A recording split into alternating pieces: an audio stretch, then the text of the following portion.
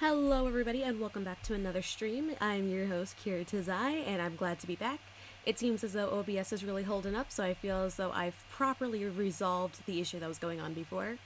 Glad to be back and glad that everything's working out absolutely fine and dandy. Today we're going to be playing some Disco Elysium.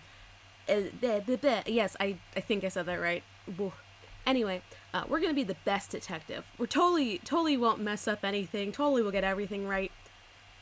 And I'm pretty sure that the Twitch extension allows people to really kind of vote on what dialogue options and other choices that they want the most, as well as, what is it?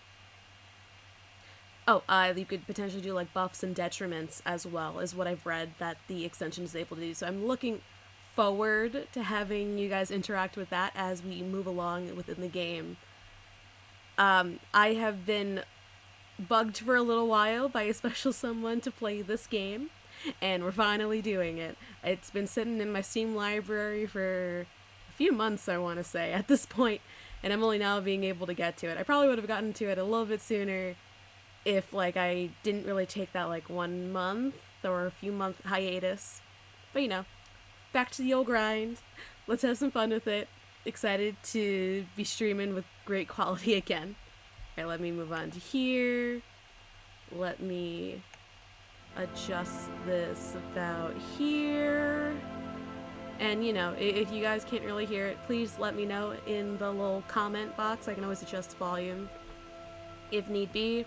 I adjusted a few settings because this makes it a little easier for me myself to read. And let's jump straight on into it. And as usual, my go-to is really the controller with mouse. I mean, the why did I say controller with a controller instead of keyboard and mouse? Oh. Extremely intelligent, very bad with people, knows interesting facts, comes up with original ideas. Very psychological, a magnetic personality, but unstable, might begin to lose his mind. Interesting. Physical, extremely physical, interacts with the world through his body, gets things done, but as dumb as a rock. I kind of want to try out the thinker one, unless there's some objection. I'm gonna give it a bit.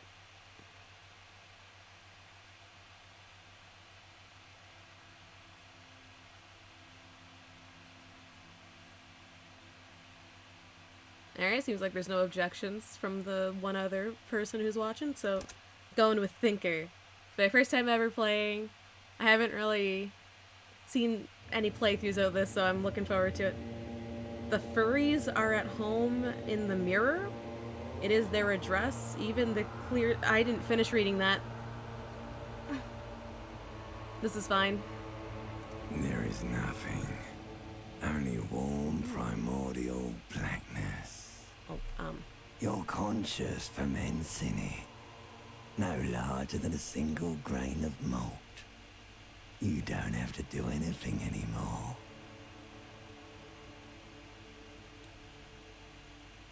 I just realized that all the dialogue stuff is on this side, so I'm just gonna We're changing the side around right now. Ever. Never, ever. I will simply... Wait, is it the red that's the selection? Oh, no, I think it's the white. I will simply continue non-existence. An inordinate amount of time passes. It is utterly void of struggle. No ex-wives are contained within it.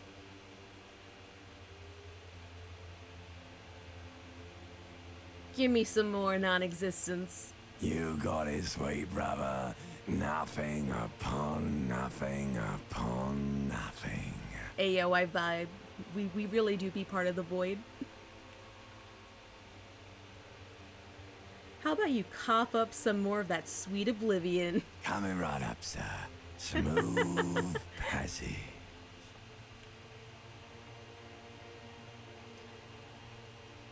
Ollie, let's go. I want to get off now. I like the pain and burning light and wanting things from people who don't want to give them to me. I'm gonna go with the long option just cause. Do you really?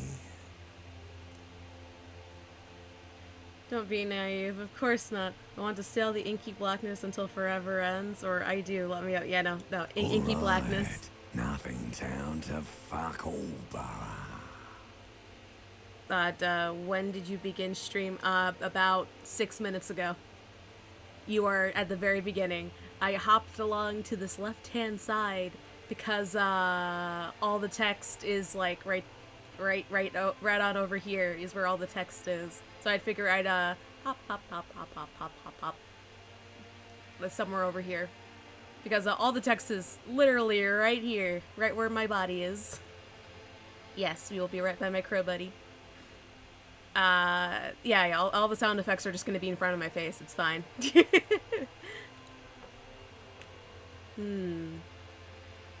Nothing town to fuck all, Borough. Did you ever name Crow Buddy? I have never come up with a name for Crow Buddy. Crow Buddy is Crow Buddy. They really do vibe. I haven't really come up with a name for them. They're just there. They vibing. Just a little guy. Just a little borb. Just right little there.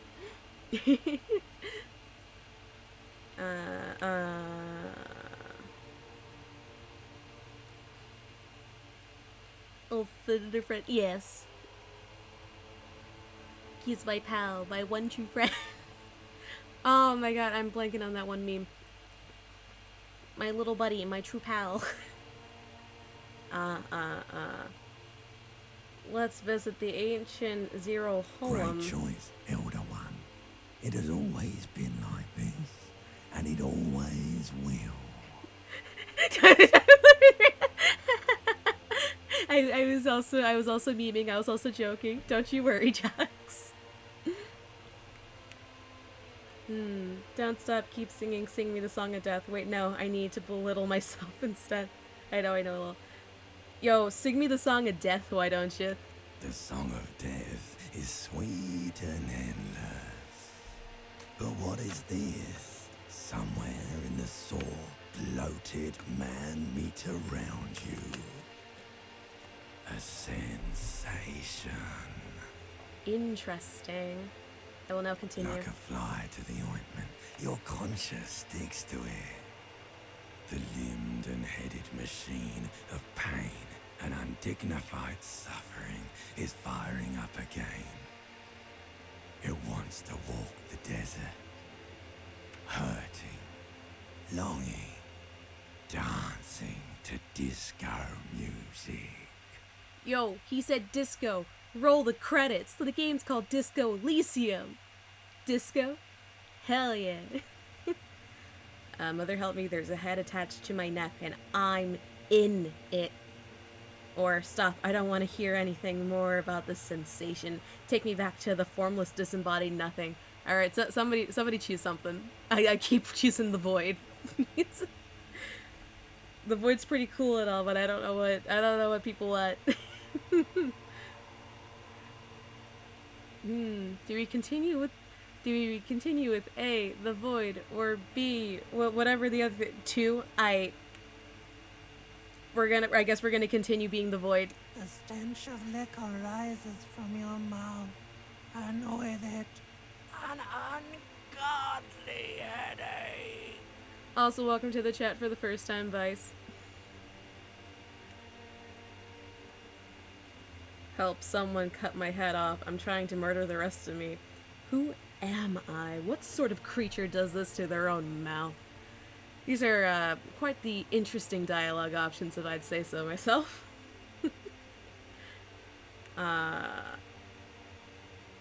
Yeah, someone cut my head off. A fiery streak penetrates your skull, trying to force your eyes open. It's a sound. A clarion call from hell. Interesting. Somehow, you know what it is. A Caprice Kinema motor carriage. Oh heck, we're actually opening our eyes. No more void.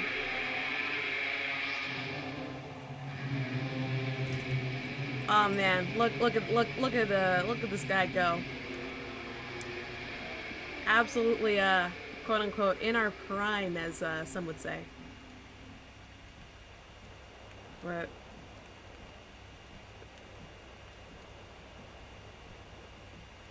Okay, I'm noticing that there's like a tie on that ceiling fan. Oh, okay. Okay, now it's letting me do things. Let's see.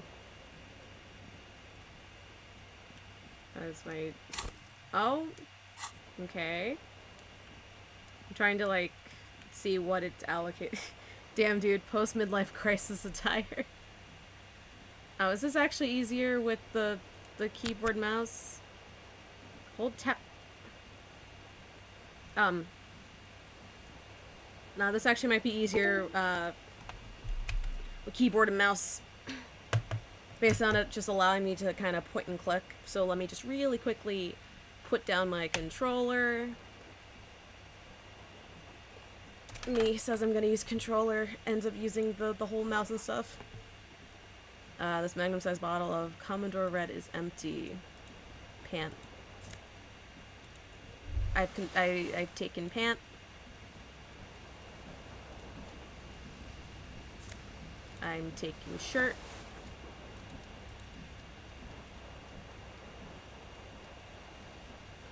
You hear a jingle. Keys are clinking in the pocket of your flare-cut pants. It says whirling in rags on the aluminium keyring. There is a single key on the ring. The number 1 is etched on it. It should open the door. The whirling in rags is a hostel cafeteria on the urban coast, frequented by dock workers. Okay. This fan has 2 chain pull switches. One ends in a tiny fan, the other in a light bulb. A truly horrific necktie has somehow attached itself to one of the blades.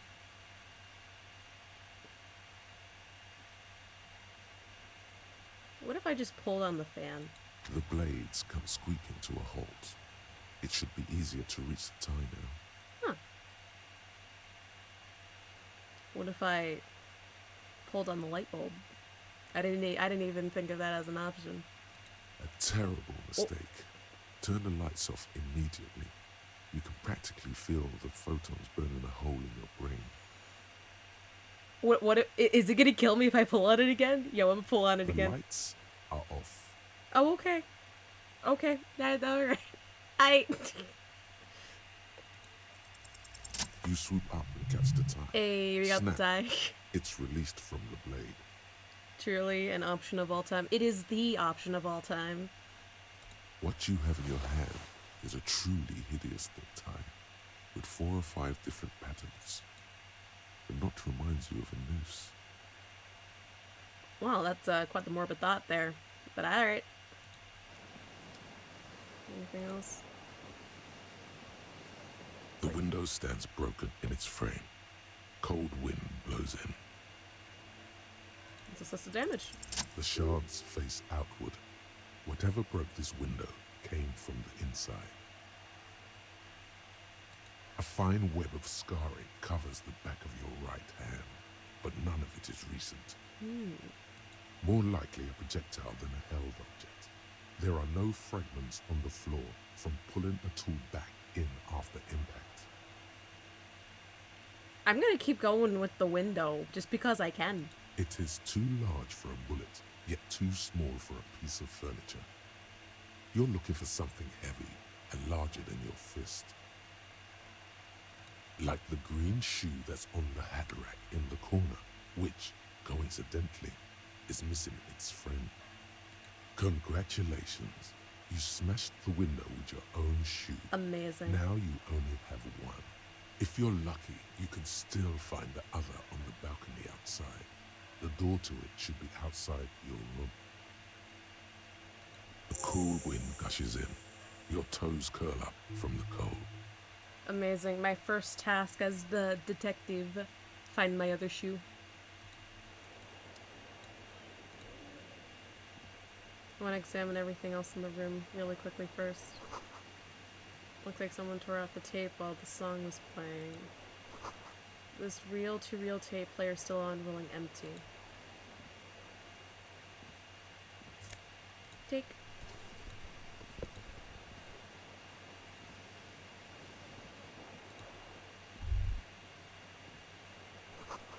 Tea bottles in the bathtub, wine, beer, and sweet liquors.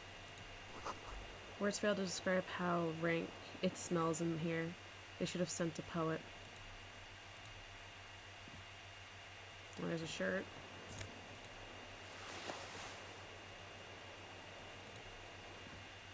Alright, let's see us. A mirror hangs above a bent and broken sink. In a fierce discharge of masculine energy, someone has ripped half the faucet off. Was this not the same Elo that founds empires and lays waste to cities? Virile, uncaring towards the little things? Probably not, no. Hot water sprays from the faucet's base, and steam covers the mirror. You cannot see yourself, just a vague impression of a man. Suddenly, you realize you have no memory of the face that awaits you there, underneath the soft vapor. Really? Nothing? Really, all recollection of the person you are, the people in your life, and even the world you're in has drowned in a sea of blood alcohol. This was no mere night of drinking. It was a deluge of world-ending proportions. Let me wipe the mirror. As you slowly reach your hand towards the surface of the mirror. Abort. You clearly have not thought this through. You won't like what you see there, and you will never unbecome it.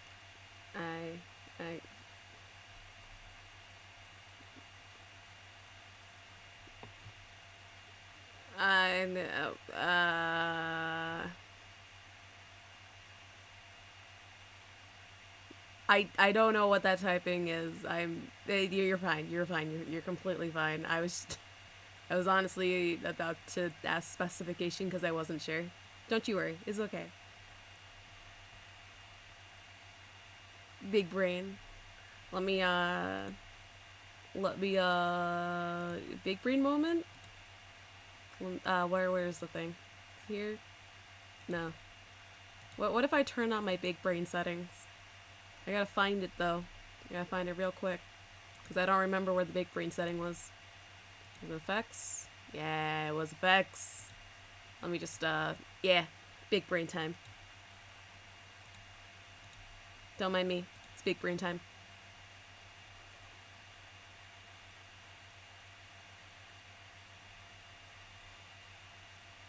Alright, now let me see what I'm answering right now with my big brain. Big bulbous brain. We gotta have big brain moment for a big brain game. I don't care. Still wipe the mirror. Behold. Oh God! Look at that beautiful face. Behold. Oh, he looks like his life is falling apart. Oh, I see that now. We also have a little mugshot right here. You have no idea who this thing is, do you?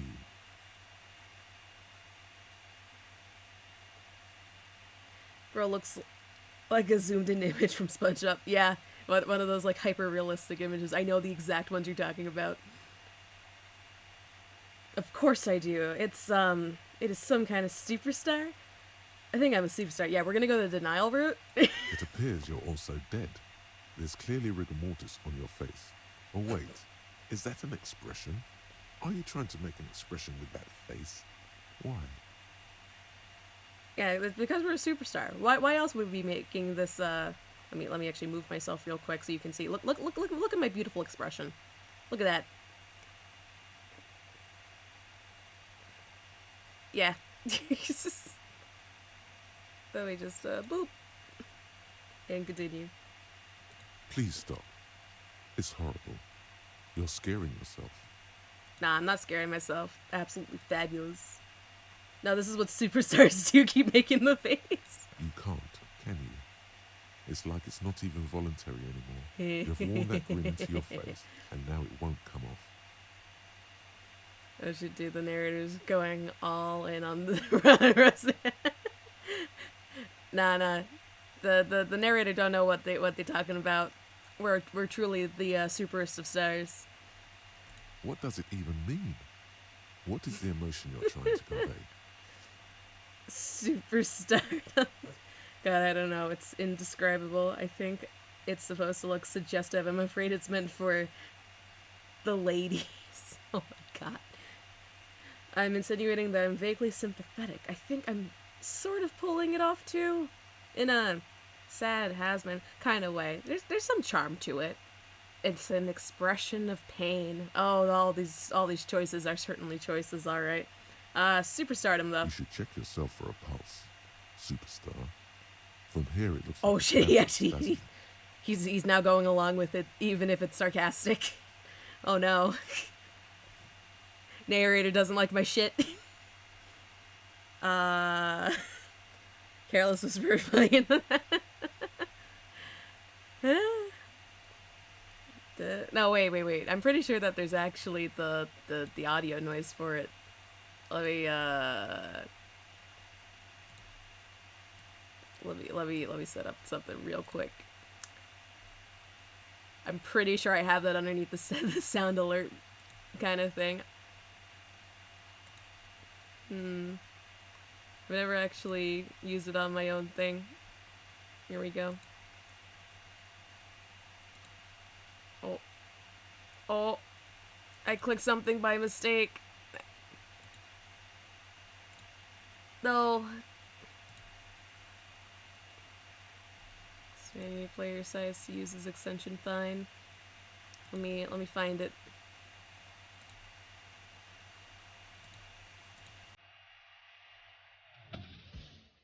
There we go. Look at that beautiful face. Look at that beautiful mug. Yeah. Anyway. I knew I had it saved. I knew like it was the time. It was the time for it. No other time than that. Alright, we're gonna check for a pulse. Find no sign of life. Oh, card experience. What's that? However, putting your hand on your chest reveals an irregular heartbeat. You appear to be alive. For now. For now. Oh, that's very low. Dig deep in your mind and locate the source of the expression. I kinda hope that passes. Here we go. It belongs. Oh my god, it did. The third decade. Of the We were doing stupid shit and thinking we're funny. I mean this is the way to go. That for a fleeting moment. This is the way to go. Economy seemed like the ultimate, uncontested way of life for our species. Yeah, I'm surprised that actually passed. It had like a 56% success rate. Okay. Things were good. It was smooth sailing. People made gold and champagne-tinted interiors and facades to suit the times, calling this the new style. But more importantly, disco happened. Let me also, the big brain moment is gone. Let me deflate real quick. Oh no, please. I'm an absolute wreck. Let me, deflate. We've deflated. So that we go back to our regular scheduled program. Continue. Forever Show, your city. That meant only one thing. Guillaume Lamillion. That was my attempt at a deflating balloon noise with my mouth. It's kind of unsuccessful, but it's fine. If it doesn't rhyme, you're not pronouncing it right. Oh. Out of the dazzling swirl of disco music, in an open air, Boîte de Nuit, somewhere in Revachol West, Guillaume's blonde mane appeared on the screen. He sang some bullshit. Then he made the expression.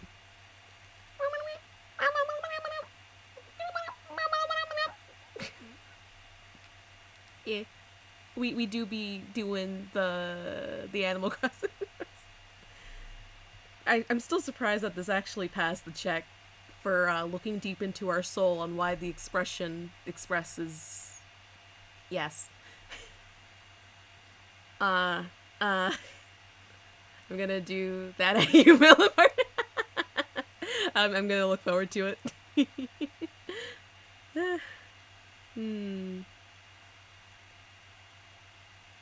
So I adopted it. Everyone Why? loved it. Maybe you thought some of the stardust would rub off on you. Maybe it did. Either way, it's all gone now. Only the grimace remains. I now need to add a clicking sound. The click is used to spur on a horse. It also features heavily in Guillaume Lemillion's regional mega hit, Don't Worry, Your Pretty Little Head. I'm surprised with how long this bit is going on for. I'm going to be lurking while I play games. Oh, thank you so much for the lurk. I appreciate it. Thank you, Aram. You know, I'm gonna conclude it. This bit has been going on for too long about the look. It doesn't have to be. You can swoon over Guillaume and his champagne-corked smile whenever you want to. Maybe some of the stardust will return. Electrochemistry, impossible. Attempt to stop the expression from happening. Cure of my beloved platonic. Same. Oh god, do I dare?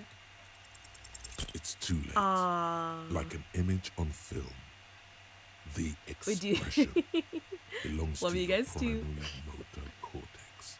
It would take a minor neurological miracle for you to cease producing it. The 3% dream, not today. It was worth a shot. I don't think there's any detriment to trying it. We now let the mirror be for now. I still can't believe how long that bit went. Actually, wait, there's a door here. Oh. No. Can't do it. It's fine. I think I checked everything. Wait. It's a curtain? No, I can't do anything else there. Let me leave my little apartment. Freedom. Calendar says it's March, the year is 51. Hello, officer. The young woman raises a cigarette to her lips. Her eyes are brown and her face is speckled with birthmarks. She can't be more than 28. A silver jumpsuit falls off her like scale armor, sparkling. This is the sparkle of too many nights out on the city. Officer. Am I military personnel? I guess. No. She seems perplexed by your question. And why did you call me an officer? Because you're a police officer, sir.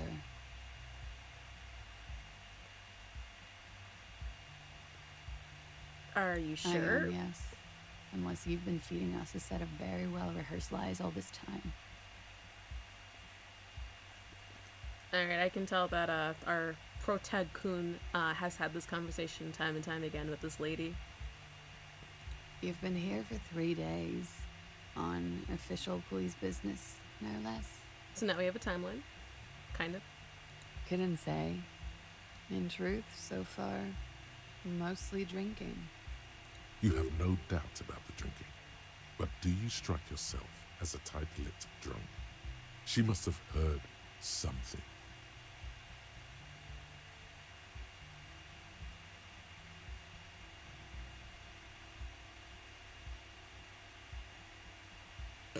Who in their right mind would let me be an officer of the law? Don't be so harsh on yourself. They let almost anyone be a police officer.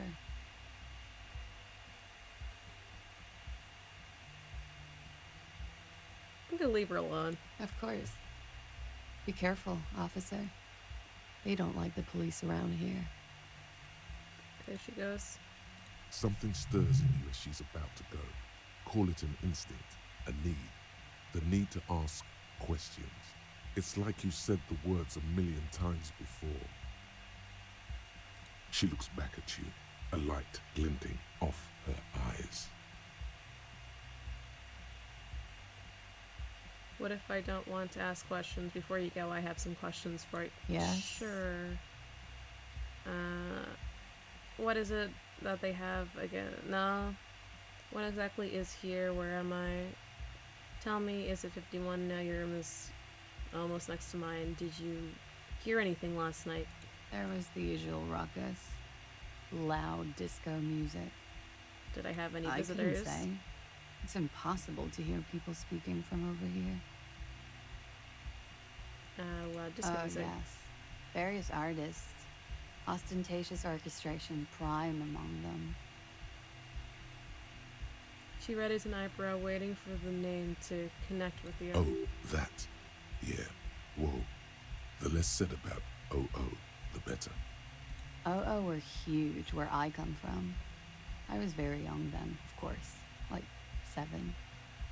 Life gets hard, but we go on.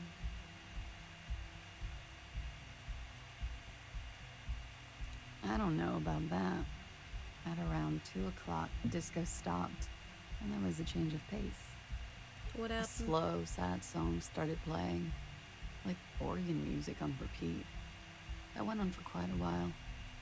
Some of the time, you were yelling along to it. What was I singing? That it doesn't matter anymore and that we're alone now.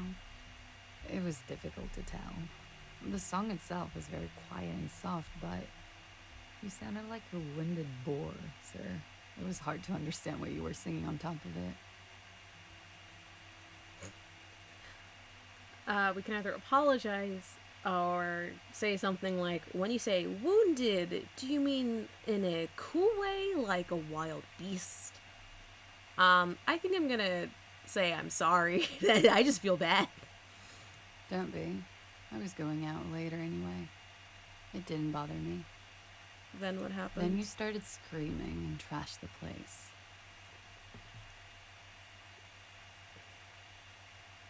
That's so me. What did I do? A window was smashed. A tape player, probably. The song stopped. And furniture, too. A real destructathon. There was screaming. Then I think you passed out.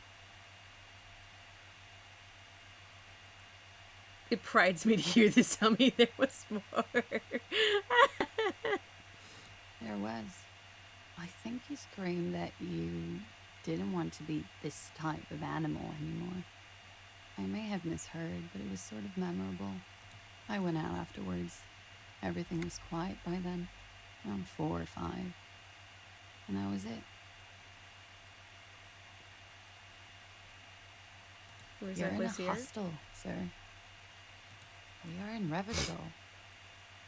Revachol is the disgraced former capital of the world, divided into zones of control under foreign occupation.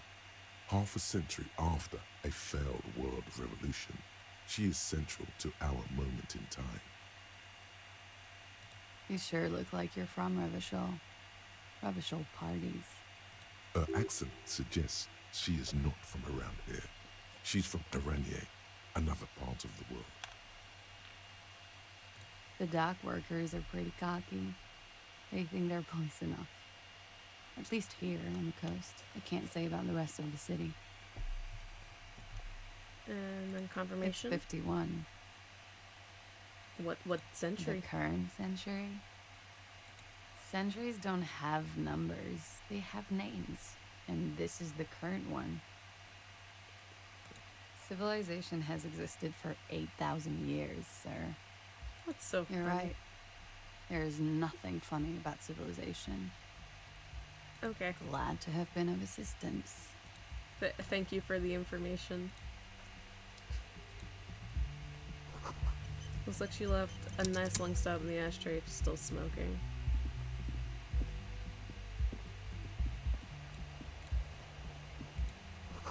There's something on the table. Ooh, 40 cents.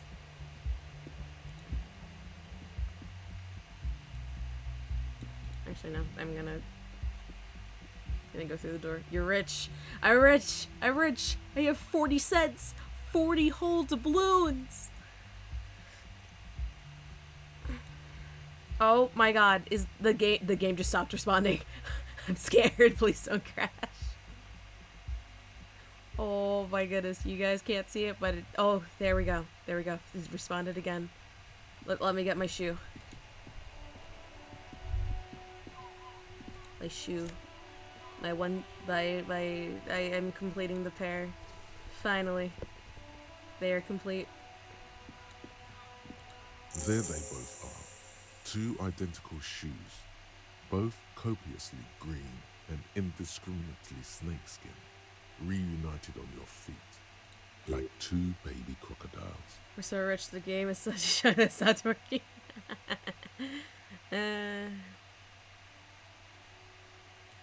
It's pretty clear a normal cop is not what you are. Good, they're balanced, comfy. Feels like the only good thing about you right now, truth be told.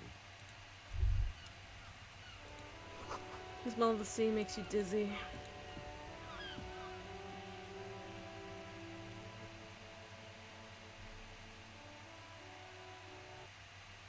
Okay.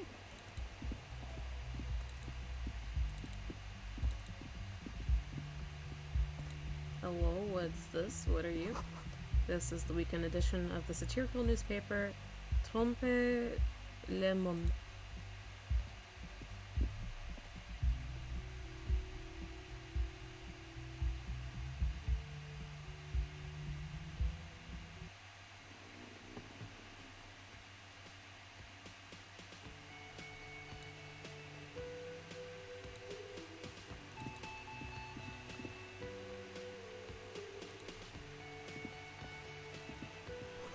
The speaker's connected to the radio. The music is seasoned with static.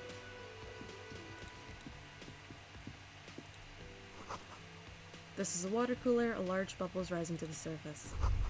The menu has been wiped clean. Only the word Monday is written on it. I'm gonna skedaddle, bro, but have a good rest of the stream. Thank you so much for tuning in. I hope you also have a wonderful night. Inside you catch a glimpse of Union paraphernalia. I didn't finish reading it! The sign reads, Mess Hall reserved for Union members. Doors open, 1600. I will talk to the people after I observe all the things where a pinball machine is unplugged. I must see all of the things in this little room. Bottle of rum has been knocked over. Beautiful dark liquid is spilling out. Anything else? Oh. Big karaoke mic, just waiting for someone to sing into it. This is where the lyrics would be. Let's talk to you, bartender. A man in his late 20s stands behind the counter, inspecting a stuffed seabird. As you approach, he gives you a sideways glance, then looks down again. Everything is cool between you and this guy. He's a big fan. Make some small talk. Look at the stuffed bird. A competent work of taxidermy. The white and brown seabird lies among piles of coasters and drying mugs. One of its wings broken. The man is trying to mend it.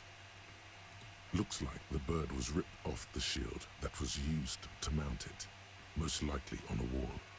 This is the Great Skua. The seabird is the symbol for the discovery of the Insulindian Isola, the part of the world you are in right now. The small steel tag says as much. The Great Skua. Ste Koari's Skua.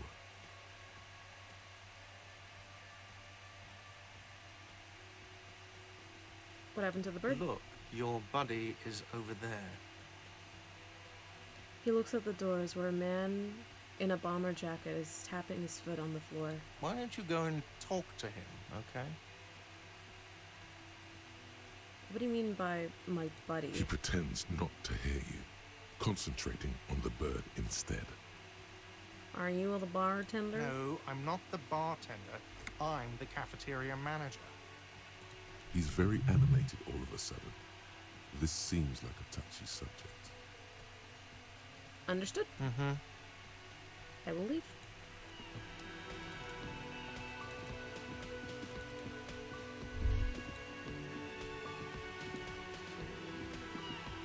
Hello, sweetie. You shouldn't keep your colleague waiting. She nods towards the man in the orange bomber jacket. Okay, but what if I did? What if I continued to have him waiting just a bit longer because I want to interact with the NPCs? That sugary black rum stain on the counter makes you teary-eyed with joy. It's almost touching how syrupy and sticky it is. How long have you been up already?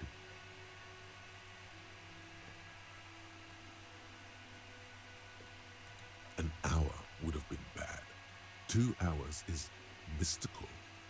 You have truly wiped out all trace of yourself if you haven't thought about rum and lemonade yet.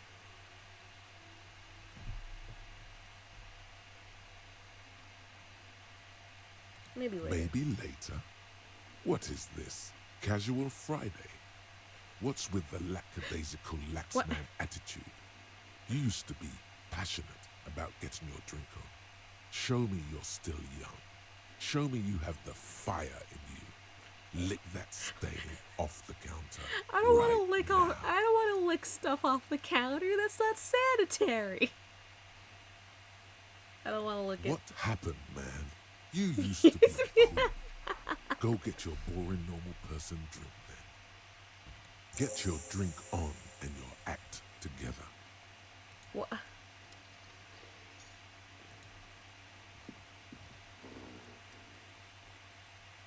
The man is sleeping at the table wearing mud-caked boots and rolled-down overalls. The back of his shirt reads Wild Pines, encircled by a logo with a tree. A colourful piece of plastic is dangling from his carabiner. Makes your fingers itch. On the counter, rolled out of his open hand, you see a blister pack of headache medicine.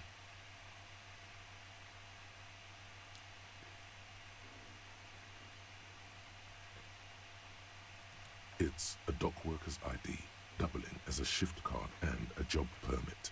A young, able-bodied man stares back at you from the photo. Santiago S. John. Your fingers find their way into the shackle. Now. Flick it open its spring-loaded gate. The metal loop holds the plastic ID and a leather-bound pocketbook. The man emits a loud snore. Is he about to wake up? Doesn't look like it, but you never know. Better be quick.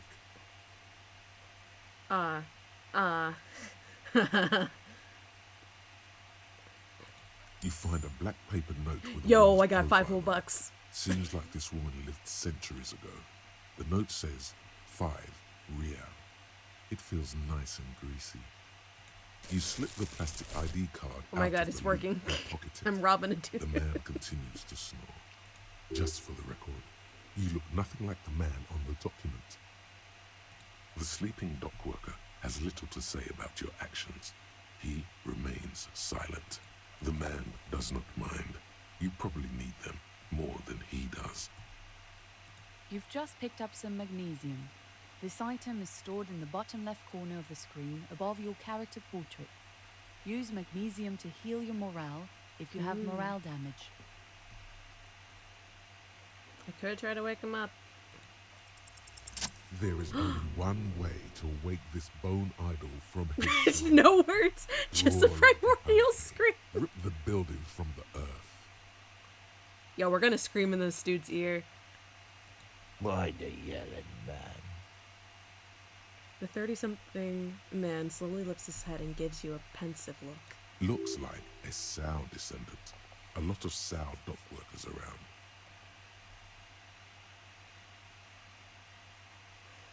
Scream.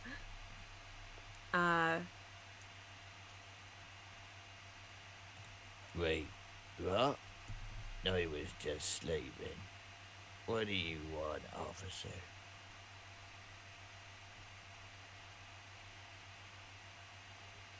Tell me about Wild Pines. That's the name of my employer. I work in logistics. Wonderful. Logistics? Nope. It's a nightmare. Oh, he sounds so sad. He lets his head fall back on the table. Yours point at the bottle of the sport rum. Indeed. Help yourself to some. Wait. No. Oh, it's empty. Sorry about that. See anything interesting in your Thank dreams? God, no.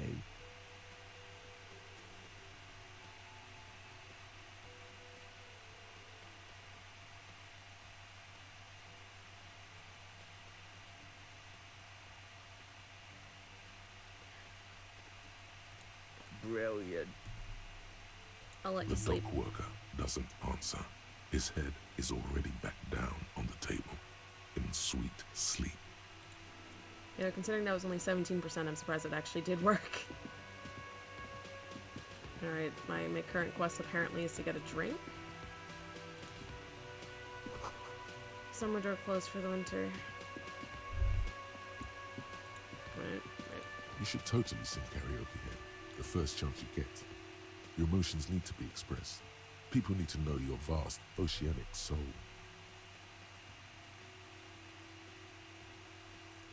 My soul is immense. Utterly. And it needs to be heard. I wonder. Through a PA system. By other people. This goes well with a theory I'm developing, that I'm a down-on-my-luck superstar person. What should I sing when it comes to it? Who is mistakenly identified as a cop for his prominent jawline? Yes, sounds likely. You should probably go on stage and pose for a moment when you're done with this thought. See if it works. What should I You sing? should sing the sad, slow song you were listening to last night. Thought it was obvious. Of course, they'll really get a gauge in my soul of that one. Serves them right. Wipe that smirk off their face with your sad, tragic song.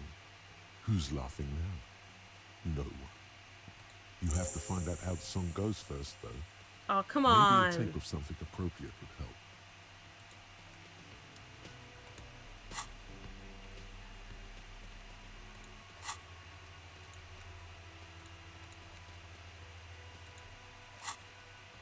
Okay.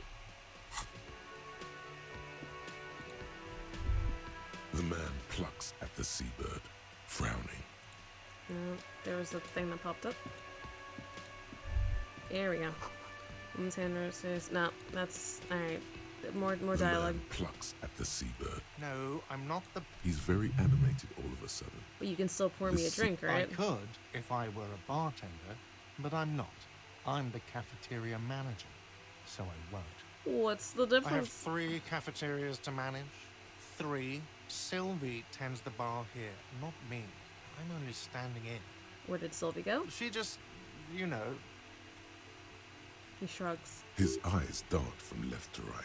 This man isn't lying, but he is hiding something. Hi, Joe. Welcome. She just... what? So now you recall. Oh, forget it. Come on. Leave. I'll never be able to finish my quest of being able to take... How dare you, sir? Gnoming me? I disdain. I'm kidding. I'm joshing. A software and electric juicer comes on. Kitchen reserved for personnel until 13. Well, I guess I'm talking to my A partner. bespectacled man in an orange bomber jacket is tapping his foot on the floor. Looks like he's waiting for someone. As you approach, he narrows his eyes and extends his hand in greeting. On the sleeve of his bomber jacket, as well as on its back, are the same enigmatic white rectangles as on your blazer. I'll shake his hand. Hello, I'm Kim Kitsuragi, Lieutenant, Precinct 57. You must be from the 41st. His grip is firm. You realize he's waiting for your name. I could invent a name for myself. Let's do it. Concentration makes you Yes. squint your eyes. Your name should be deep gold and orange, like a forest fire looming on the horizon, but mixed with the stench of liquor rising from your breath. You're 2 steps closer to it, but there are still many to go. Oh, come on. I was successful. Make me up a name. Damn. It is not time yet. It is not yet time. Okay then. He processes the information, then disregards it. It looks like we had a little scheduling error on Sunday. Saturday too, actually. Have you had time to talk to the manager here? What he means is, he has been trying to meet up with you for 2 days, but you have been otherwise occupied. Interesting.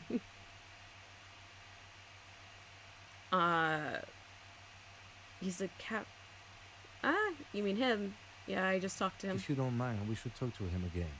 Ask him for a rundown of the area. Now that I'm here as well. I understand the scene is out back, right? It also wouldn't hurt to assure him the police are finally here. In full force, I mean. Have you mapped out the initial interviews?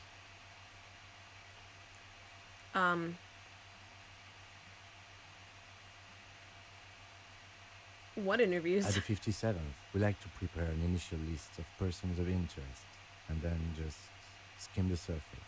Prepare the field, get to know the players. You don't do that? Maybe it's not an inter-district practice. Yes, the police. I'm aware I'm a policeman. Right. And the interviews? He taps his foot, more out of habit than impatience. I haven't. Okay, we'll have time for that after we take a look at the coroner's case. Have you removed the dead body from the tree? There's a dead body in a tree?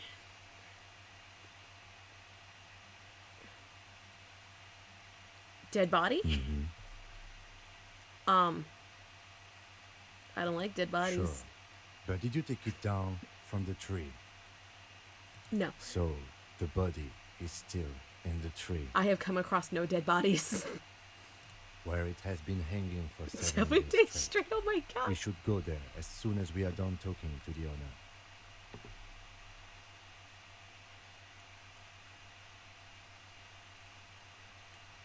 What if I told you I'm not really a police We all officer? feel that way sometimes. There is no such thing as a police officer, I'm afraid. What remains is that there is a dead body in the tree. Someone has to figure out who put it there. If we don't, no one else will. And then, soon after, dead bodies would be dangling from all the trees. But first, we have to take it down. How can you be so sure I'm the police? I was sent here to meet a detective from Precinct 41. You have the insignia of the Citizens Militia on your sleeve and on your back. He points to your jacket. I suppose you could be impersonating him. You could have gotten the insignia from the black market or forged it. But for now, I'm going to set those possibilities aside. I'm not from the Inspectorate General. Inspectorate General means Internal Affairs. What he's saying is he's not from the Rat Squad and isn't supposed to suspect such things.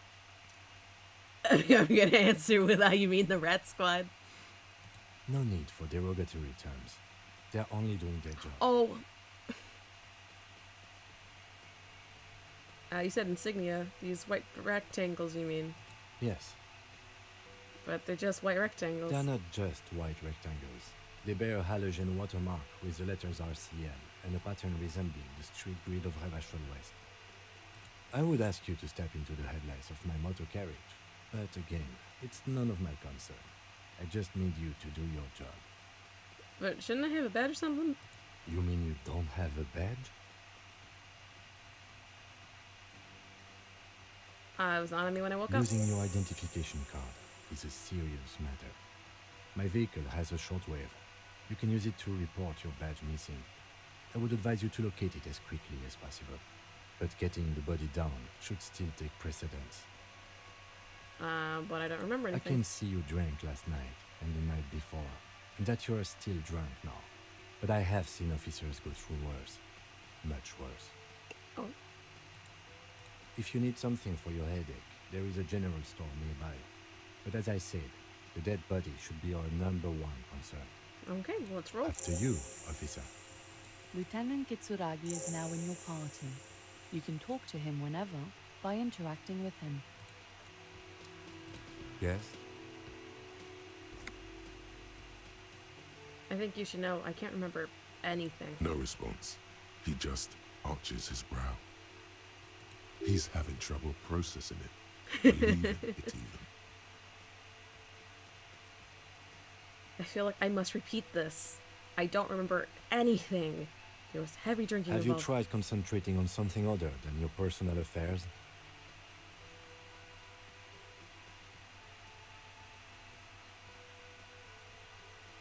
But I'm completely lacking in basic information about even this organization we're in. Can you help Fine. me? We should get through this day first. Give me the Off hours begin details. at 9 p.m.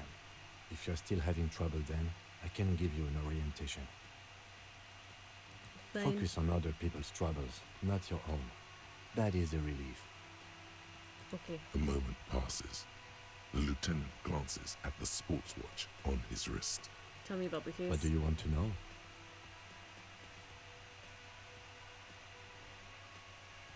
If we're from different precincts, why are we on the same case? I'm afraid you and I are pawns in a pissing competition. You don't know? I assumed you were in on it.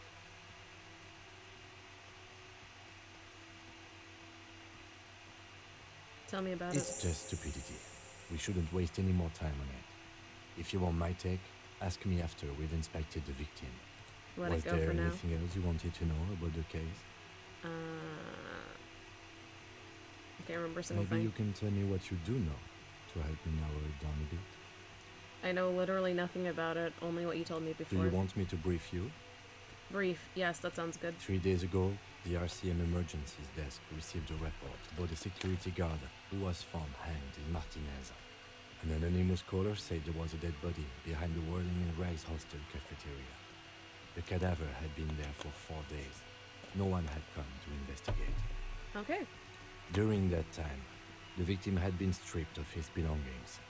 The caller did not identify him, but used the word lynching. There is an ongoing labor I had a dispute feeling it was a between the lynching. local dock workers and the logistics company Wild Pines. I was told we should approach the death as part of this dispute. Does it say who the A victim security was? guard or worker of some sort, hired by Wild Pines.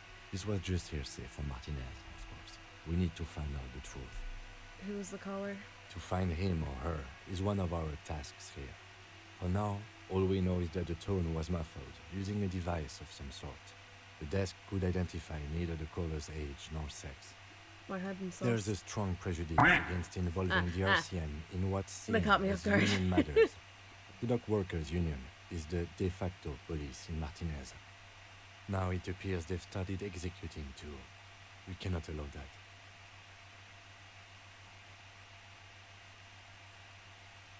Of course, yes, I understand Just to be everything clear, we are police officers. It's our job to find the killer. That's the case. Uncover and arrest the killer. now. I have all I need for now. Good. The lieutenant nods.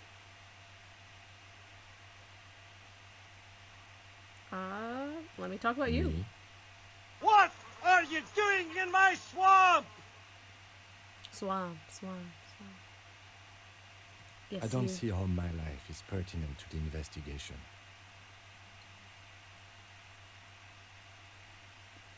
We'll work better together if we have more report.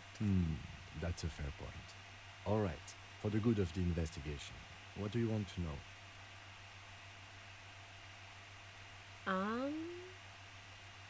You don't look like other people around That's here. because I I'm guess? half Seolite, or quarter. My father's father was from Seoul, so was my grandmother, but from my mother's side.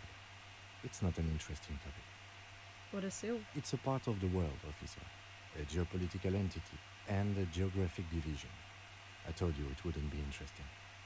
Seoul is a protectionist, isolationist, pan-Isolari state west of the Insulindian Isola. Actually, it's quite interesting. Some would even say mysterious. You're only making it sound uninteresting. I want to know more about You're Seoul. barking at the wrong tree. I don't speak a word of Seolite. I've never met either one of my grandparents, and I've never been to Seoul. I'm a regular Rebasholian. That's A okay. point of pride to him. Tell me a secret about No. yourself. Okay. Okay. I will respect that. I won't push. Oh, okay. The lieutenant nods. I won't push it.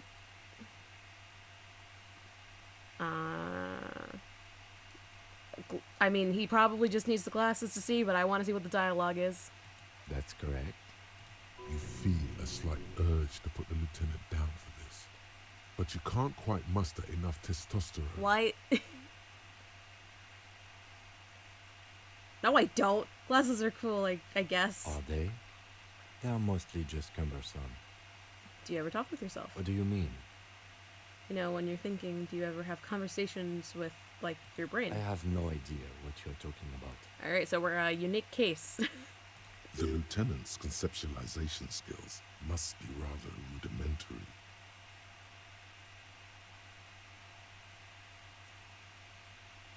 So you're saying your brain never just chimes in with advice or warnings or anything? I can't say that it does, no. When I need to think, I just use my notebook. The lieutenant produces his small blue notebook and idly thumbs through a few pages. We are definitely a unique character case. We all have our different mediums. His is written. Alright, that's all Good. for now. Let's change the subject. You seem to be following me. Excuse me? Nothing, just an observation. The other two are a little You bit have ruder. a distinctive way of walking. If I were to walk in front of you, we would surely collide. What do you mean distinctive? I hope you don't take this the wrong way. It's just a collegial observation. In the 57th, we call it the Jamrock Shuffle. Officers from Jamrock's 41st Precinct tend to move a bit erratically. Was that? They say it's a scene-clearing technique developed by one of your lieutenants for gathering evidence. It's erratic, yet thorough. Prioritizes containers. Yes, but containers contain things, shiny things. They're interesting. Is our character a crow? Is our character Faye? We like the shiny little trinkets? I mean, to be fair, shiny trinkets are very nice. But is our protag secretly a crow? Secretly Faye? Because that's crow behavior.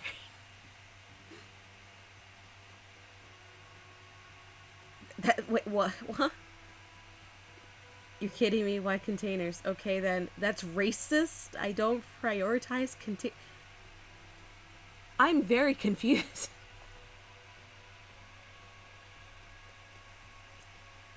Why containers? I don't know. Containers contain, I guess. I'm making assumptions. We should move on. Good point. Total crow shenanigans. Crow behavior. Oh, okay. So we gotta talk to this person again. The man with the unimpressive beard notices you approaching. He drops the ledger he was holding and turns to the lieutenant. Mr. Gart, right? The lieutenant You run this place. The lieutenant glances into his little notebook. Yes. He responds tearlessly. I am Kim Kitsuragi from Precinct 57. This is an inter-district investigation, so joining me from Precinct 41. He looks to you, realizing he still doesn't know your name. The Harbinger of Ruin. What is gold and orange like a forest fire but smells like liquor? I'm currently in between names. Can I have a drink? Say nothing. I kind of like the Harbinger of Ruin. Sounds dramatic. What? Nothing. I just want to see what happens if I say that now. I do. The gloaming. I am it. Never mind. Nothing. I just want to see what happens. What is this? A joke to you? Is this what you get when you call the police now? This guy? We've been waiting for a week here. That might have been a bad idea. Sir, I understand your concern, but we are here to do a job. And for us to do it, I need you to stay calm. Kim Kitsuragi is actually trying to do the job. Me, I'm in a silly, goofy mood. I'm gonna give silly, goofy answers. Yes, of course. He takes a step back. I know it took us a while to arrive at the scene, but it also took you a while to call us. It was you who placed the call, correct? No, I only just got here. It was probably Sylvie who called you. She usually works the bar here. I'm only temporarily taking over her duties. Do you have her number? As a matter of fact, I do. He looks behind a pile of coasters, finds a slip of paper, and hands it to the lieutenant. This sounds like something you can use to call this Sylvie later. Feeling calamity and ruin. Hello, trickster. It's been a while. Welcome to the stream. You said you just got here. From where? Are you a local? What, of Martinez? No, I live in Jamrock. I only sometimes come here to keep an eye on the place. This is just one of the many, many cafeterias I manage. But you still know your way around, yes? In case we need directions. Yes, I know where some things are, but as I said, I don't live here. I just used to work here. And I'm not going to start working here again, if that's what you think. I didn't imply that. Detective. He probably means this is where you step in and ask your questions. Right then, questions, I got this. Or play the fool. Who? Me? Is for me? Or, nah, I'm good. Passes it back. Like, oh, the choices are choicing.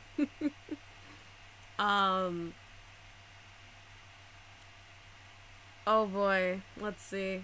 Right, questions, His I got face this. expresses profound doubt in your having this. Oh boy.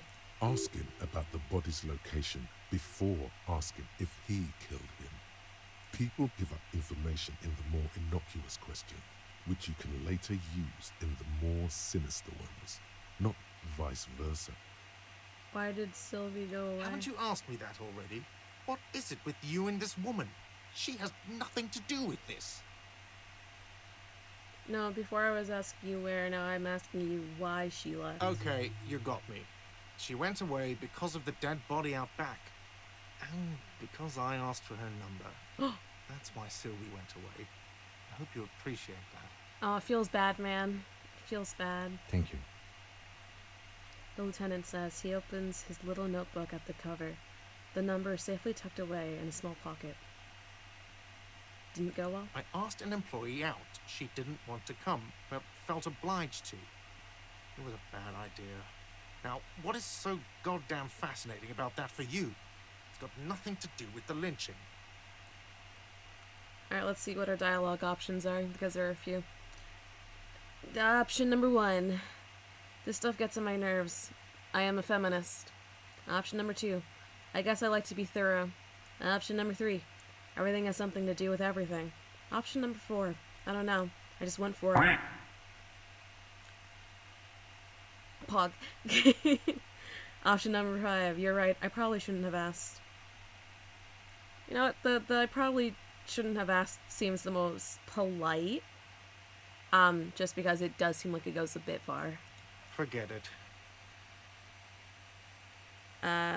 Where exactly is the body? Behind this building, there's a courtyard.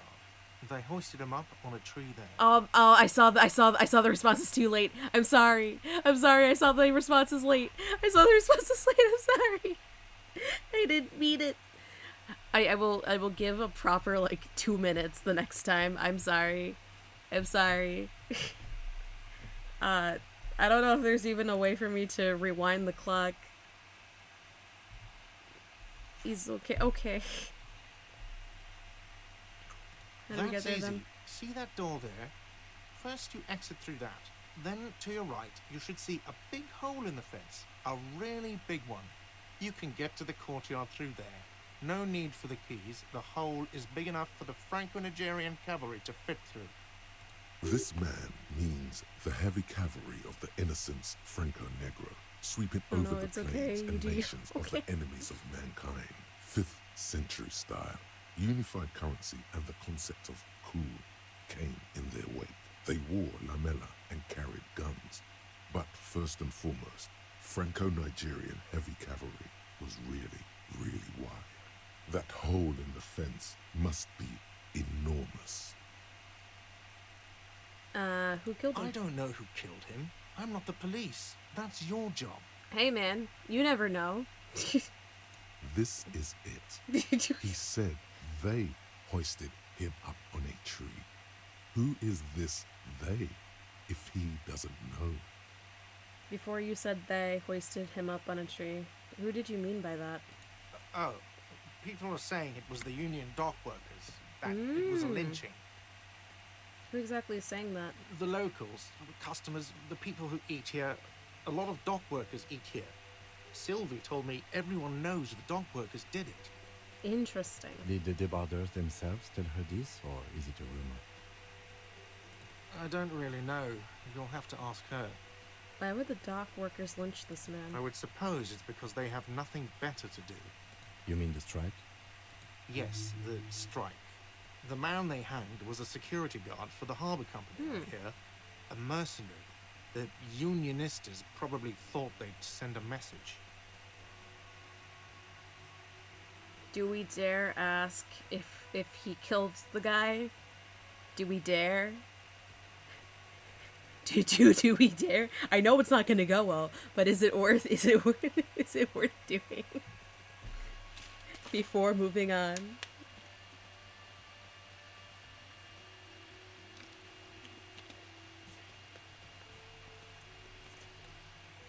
Oh boy.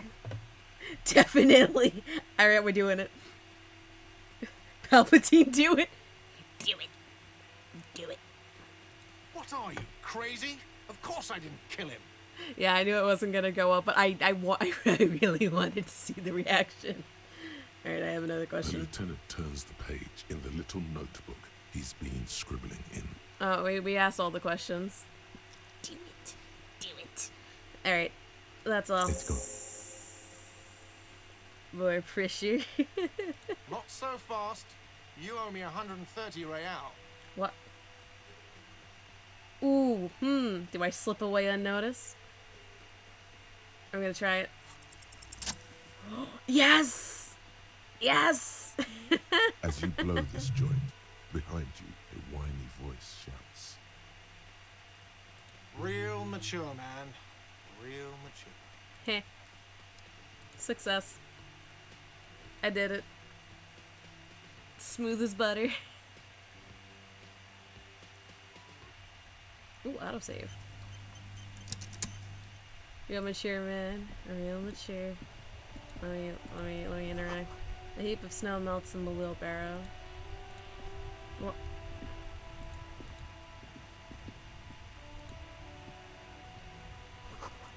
Pigs go home the street. Name is illegible. Why does it bring me all over there? Street sign reads, fuck the police. The RCM in Martinez. What can I help you with? A young woman looks up at you.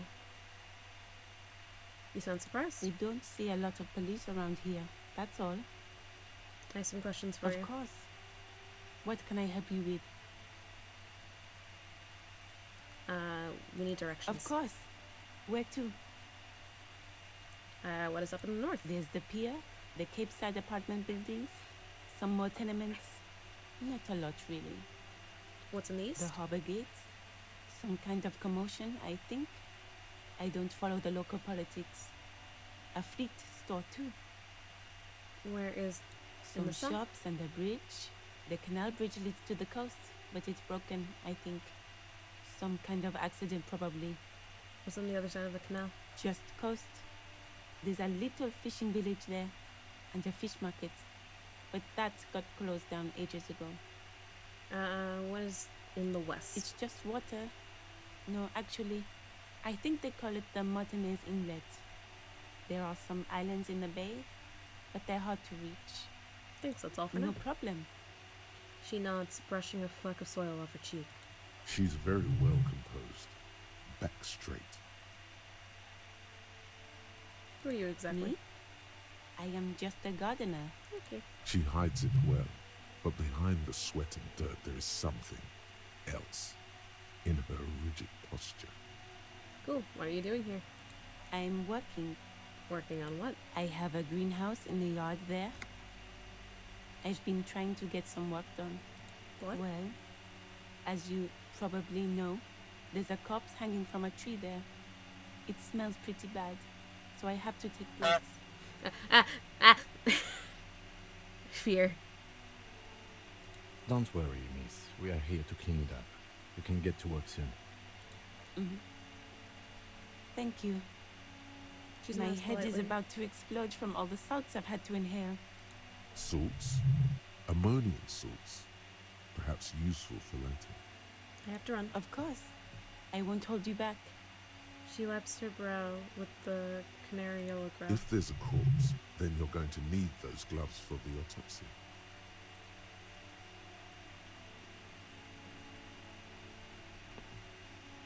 I don't think we should borrow the gloves. They're hers. No. Her gloves, not mine.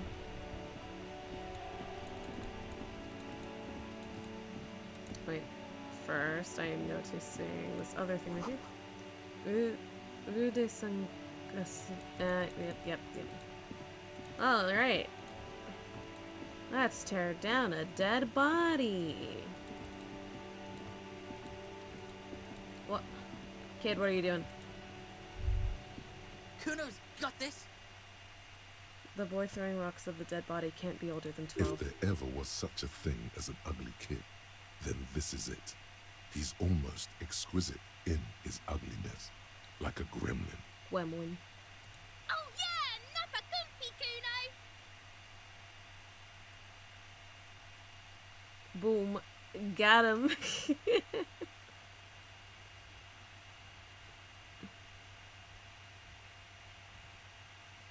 Get a word. Police business. Right in the dick, Kuno! Get him right in the dick! Man, what words of encouragement. Love it in the dick. The boy is sweating profusely. His eyes are like two black holes and his jaw is twitching as if trying to break free from the empire of his body.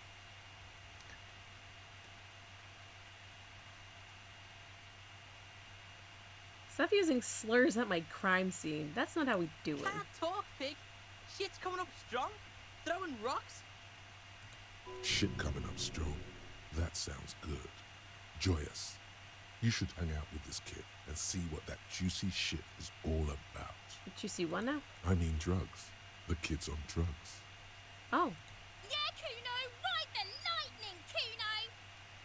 Kuno's riding it, see? He wipes sweat from his brow and sends another rock flying. The rake, Kuno! You should throw the rake at him, Kuno! What? The fuck does Kuno know what a rake is? Kuno's not a gardener. Why is Kuno talking in the third person?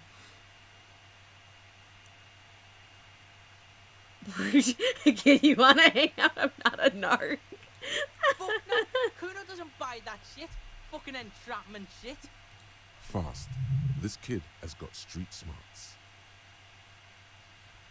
A sibling? The fuck are you talking about? He's calling us Kuno! He says we're fucking each other! Jesus Christ! No, I'm not! Okay, what should we do? Shouldn't do anything. I don't tempt such forces. What forces? You will see. The language these kids are using. Pure Jesus unfettered Christ! There will be no reasoning with those They on Smoko Max SG. Alright. I don't know what kind of questions it's gonna let me do, but I'm curious. What you got there? What you... The kid moves his hands like a basketball player dribbling fast. What about the crime scene? You kids often play in this? Their deaf siblings don't have me. This is where Kuno plays with his little wooden choo-choo. What do you want with it? I might have questions later. For now, let's talk about something else. Yeah, whatever. Kuno doesn't give a shit. What is wrong with this kid?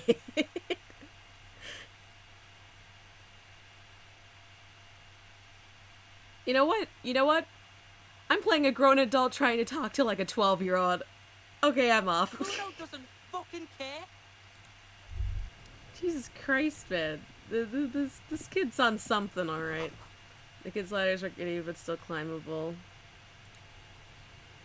The corpse looks at you with bulging white eyes. The face around them does not look human. It's swollen and ready to burst.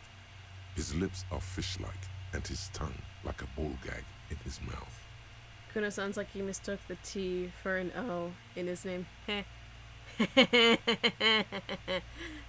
Vibe.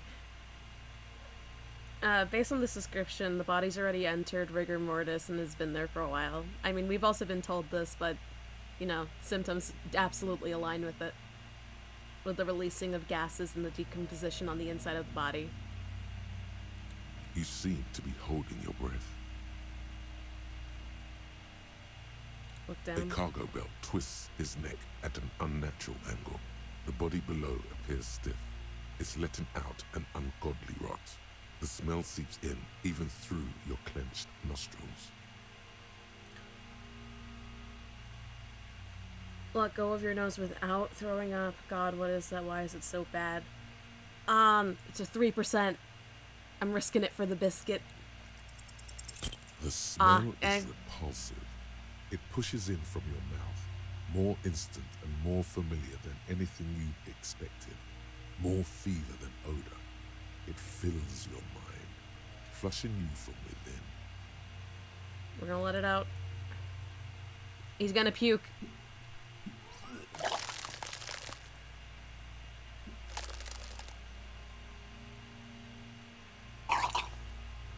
You know, I wasn't sure how much it was gonna actually show for that. Ringing from your stomach, your body curls and pushes it out, burst by burst, until a pool of vomit lies under your feet, and your throat stings from the stomach acid.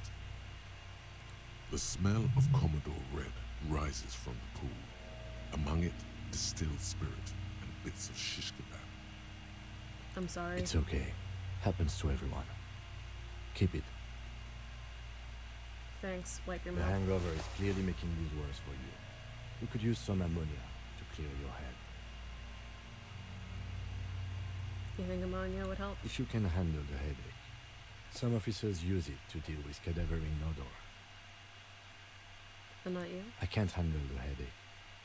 It's more likely he can handle the smell, unlike you. Okay, where do we get ammonia That from? young woman, the gardener, mentioned she used salts for the smell.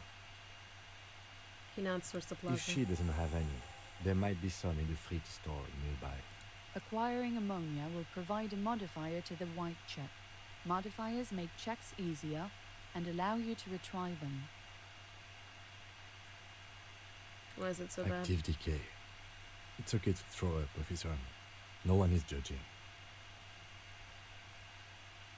He's about to blow! Cock's gonna blow, Kuno! Turn away. Someone's trying to grow herbs in the greenhouse. Okay, let me go back to the gardener.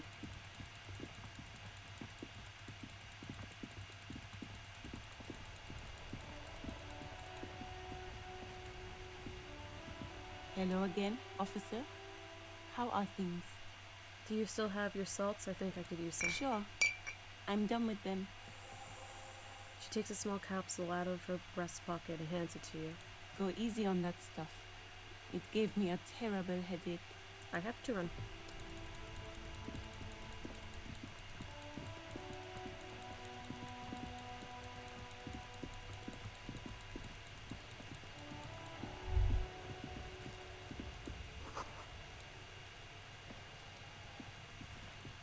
There he still is, looking right through you.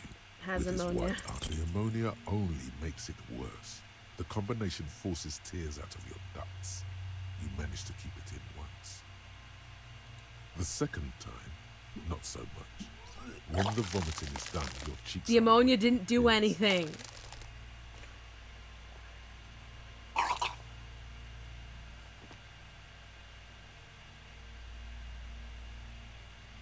The ammonia didn't help at all. Nor does the wind right now. You feel the lieutenant pack your back rhythmically. I've seen strong men turn themselves inside out for hours. You are facing tough odds here. Alcohol withdrawal makes it considerably harder. Of course, the sound effects. Yeah. Yeah.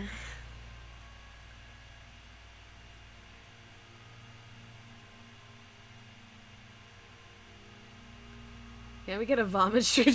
No! No! Why can't I keep it in if I've been a cop my I've whole seen life? captains puke their guts out. It never gets easier. You never get used to the smell. Every Monday is cadaver day. Throw up, investigate. Throw up, initial autopsy. Throw up, bag it. You pat your back again. Then drive to the station. Maybe throw up on the way there if you didn't bag the thing tight enough. Okay. Monday, make sure you bring a handkerchief.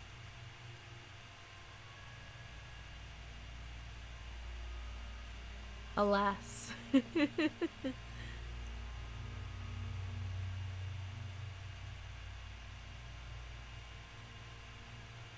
This was bullshit. I don't want to be a cop anymore. Okay, you've said it. You needed to say it. And now that you have, He withdraws his hand from your back and looks you in the eye. you need to get your shit together.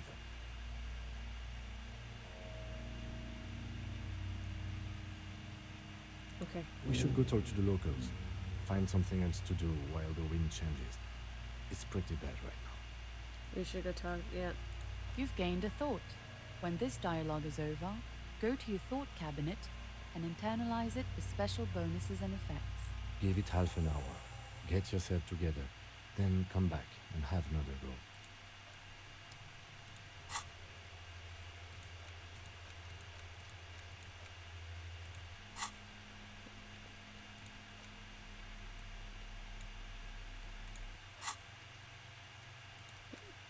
Volumetric shit compressor. Internalize.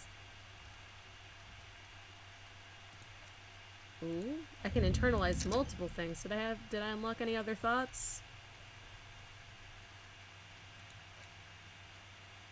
Research time. Half an hour.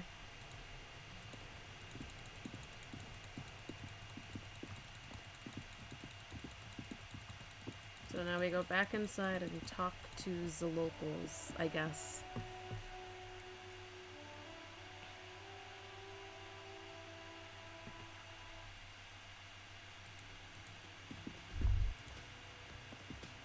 Hello, sweetie. The elderly woman turns to you with a smile. Wait, who's Sweetie? Who's Sweetie? Why, you are, officer. I'm no Sweetie, look at me. You're a handsome man, officer, with your mustache and your chiseled jaw and that silly dimple on your chin.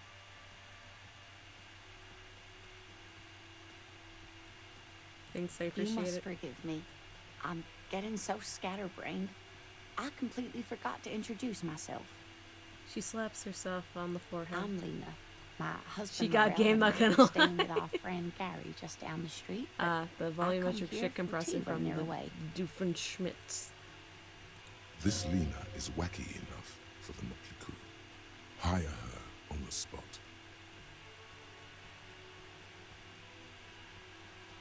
You seem to be in a chair. Yes, dear. I'm a paraplegic. A paraplegic is someone with limited or no ability to use the lower half of their body. Paraplegia is called... Let's move quite on. all right. I'm used to people asking questions. I know they're thinking about it anyway. How'd you like to roll with me? Whatever do you mean?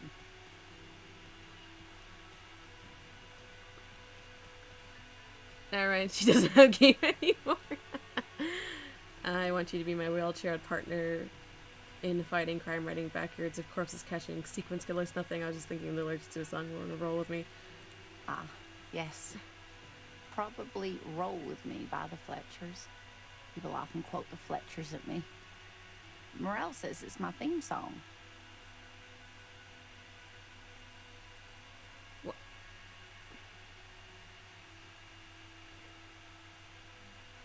I'm gonna go Whatever back. do you mean? Sequence killers? Oh my. But I think you already have a partner, sweetie. She's rejected us. No. A partner who needs you to help him get a corpse down from a tree.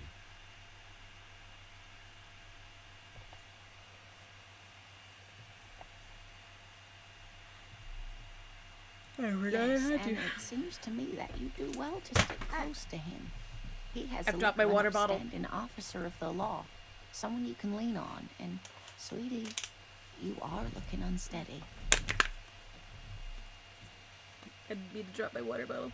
Damn those standards, though.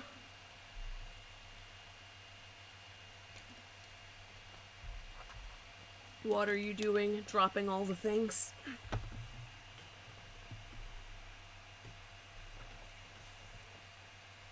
And even if you weren't there, I don't think you'd have much use for me. She looks down. Why? 3 hands are better than 2. Thank you, but Martinez isn't the most wheelchair accessible place, you see. I'd slow you down. Nah, I'd carry you. Perhaps another time. Aww. Of course, dear. Good luck with your case. She gives you a small wave. So romantic.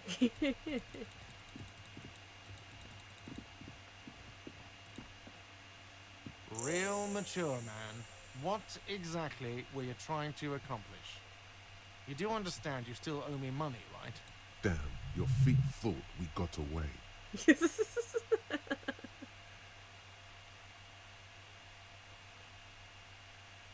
You know what?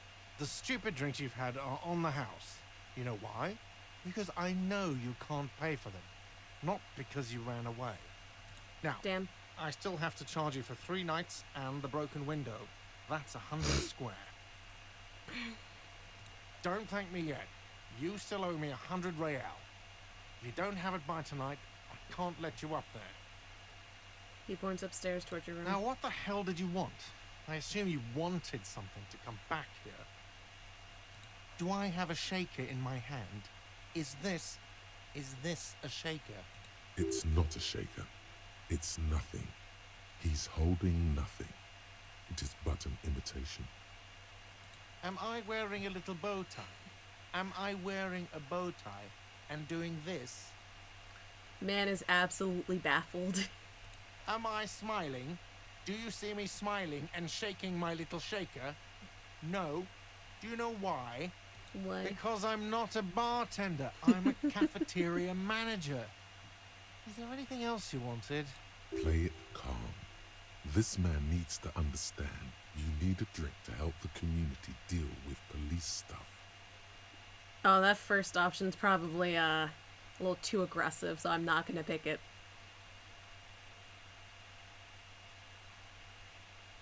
I am an alcohol-operated detective. If you want me to clean up the dead body and solve the case, then you need to insert alcohol into my mouth. Oh, well, in that case, let me pour you a nice, big, refreshing... No, I'm marinade. not doing number Do you one. want It's that too out of a aggressive. glass or a pineapple?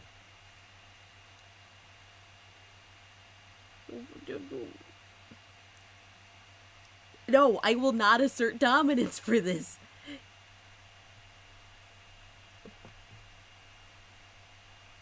One's for real always. Jesus Christ. Don't be an imbecile. I'm not going to serve you a marinella. I have work to do and broken things to fix. If that was all, I'd like to return to it. By the way, I'm gonna sing karaoke here. Absolutely out of the question. Nah. We're gonna sing karaoke eventually. Absolutely in the question. But first we find a sad band. Then we sing this place to shit. Your body is ready, sire. Your body's ready, sire. Is there something here at the Whirling Guard? A thing I need to talk about? What thing?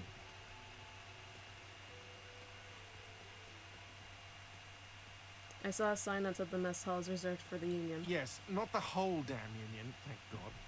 Just the nastiest and loudest faction. He tosses his head into sling. They come here in the evenings. Dumb, unruly types. Think they're big shit. But they're good customers. They place big orders and always pay on time. We should find out who this Lord faction is, occupying the booth. Loudness means talkative, and we need info. He gives you a meaningful nod. How do we find them? We don't. We have to wait. They'll show up sooner or later. Men get hungry, even striking men. If not today, then they'll be here tomorrow. There are these things called days. You sleep between them. He's saying they'll come after you've slept. Just making clear you got that. What? By the way, you should come back to this thing-based questionnaire if you see anything interesting in the Whirling later. Cart, I saw another thing at the Whirling. Another thing. Great. I love those. Oh no, it's the same. Yes. Goodbye.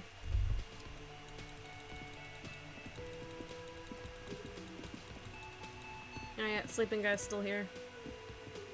The worker is in a deep slumber. Oh, I got my question out, I guess. We go to the second floor.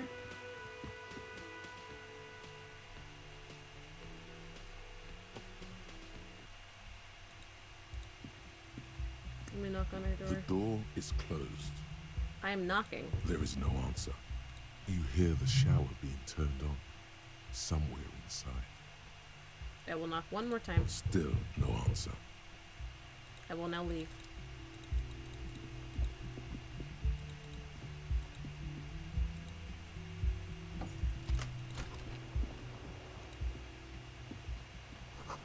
Kim tries not to look at your broken down bathroom door. The bed is cold and not particularly inviting, but it's yours. The sheets look awful. The option to go to sleep becomes available every night after 9 p.m. No time to rest yet.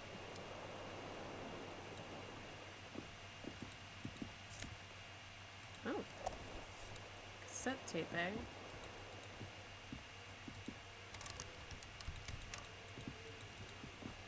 Can I interact with the player? No, I guess not.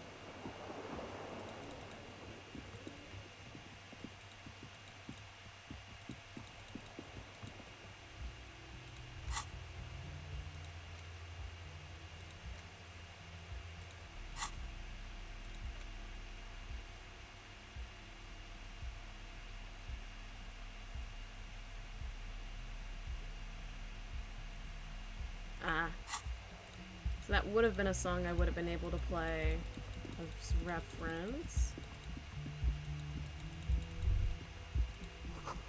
Playing from her trees feels strange. Let me try knocking again, I guess. The door is closed. Still nothing. The lieutenant gives you a quick glance. This door can only be opened with a key or from... I will leave.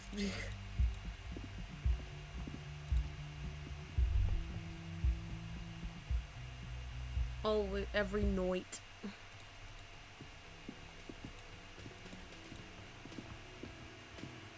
By the way, where is home? The address is coming up blank, and this place sure isn't it. Do I even know? But you've been at this hostel cafeteria for only 3 nights. Where were you before? You had to be somewhere. Up on Marble Why did you Hill. say that?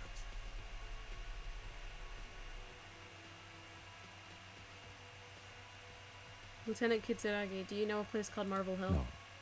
But isn't that an expression, not a place? An expression? A saying. Up on Marvel Hill, a great high place.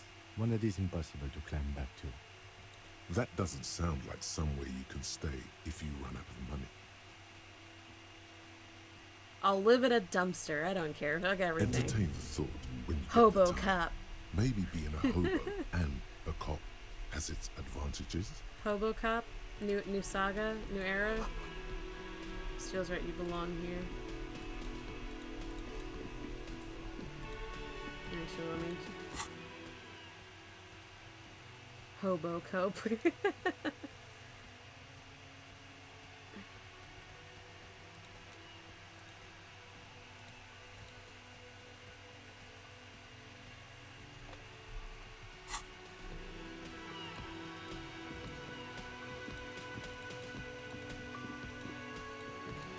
And I can't really exit through that door.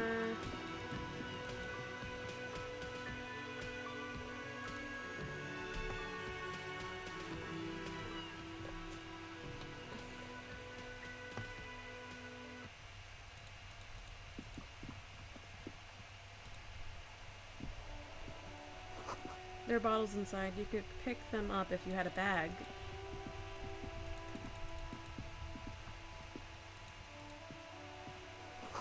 This book has a rose pistol and half-naked dame on its cover.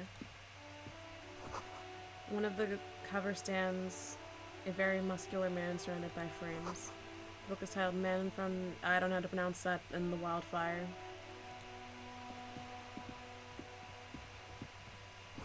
This is a book about Pate. This book, you don't really understand what it's about, nor does it seem important. A book about freedom of our extreme, book about future, government leading to using radio technology.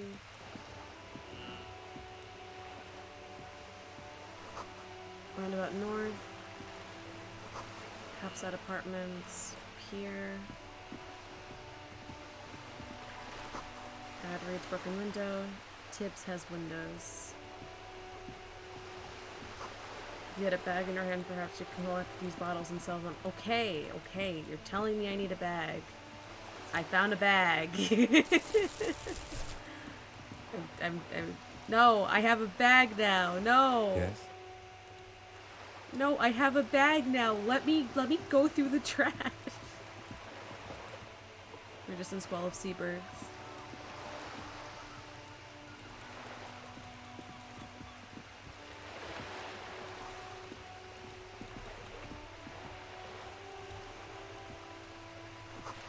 A splatter of bullet holes lines the wall. Hobo cop lunch. It won't let me go through the trash again. I have a bag now. Come on. I have a bag now. Let me go through the trash bin. Game. I have a bag now. Let me do it. A lonely conglomerate surveys the sea, indifferent to your approach. The belly of this boat shines like it was recently painted. I'm just randomly exploring.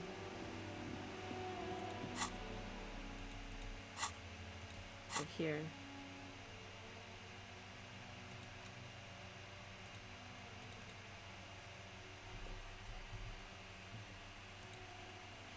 Hey! Got the bag but couldn't get the bag. It really is an L. East and roundabout north. Apartment. Inside the frame of a motorcycle in repair, and the tools used to disassemble it. Yeah, you bet keep walking. There's a girl up here. Did you spill the paint?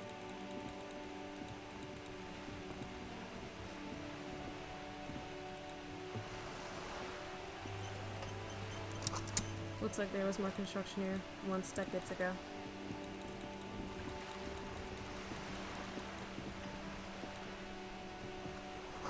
Docking reserved for residents of Rue de Saint-Gaston. Your room is in the whirling much bigger than this scoop. This is worth more than you'll ever earn in all your life. A striking woman leans against the cabin top of her sailing boat, smiling as you approach. Her green raincoat glistens with droplets. A silk scarf is tied around her throat. Good morning, officers. I'm Joyce. She extends her hand in greeting. Joyce L. Messier. I represent the board of Wild Pines, the owners of the harbour. You gentlemen must be from the RCM. She steps closer and holds out her hand over the railing.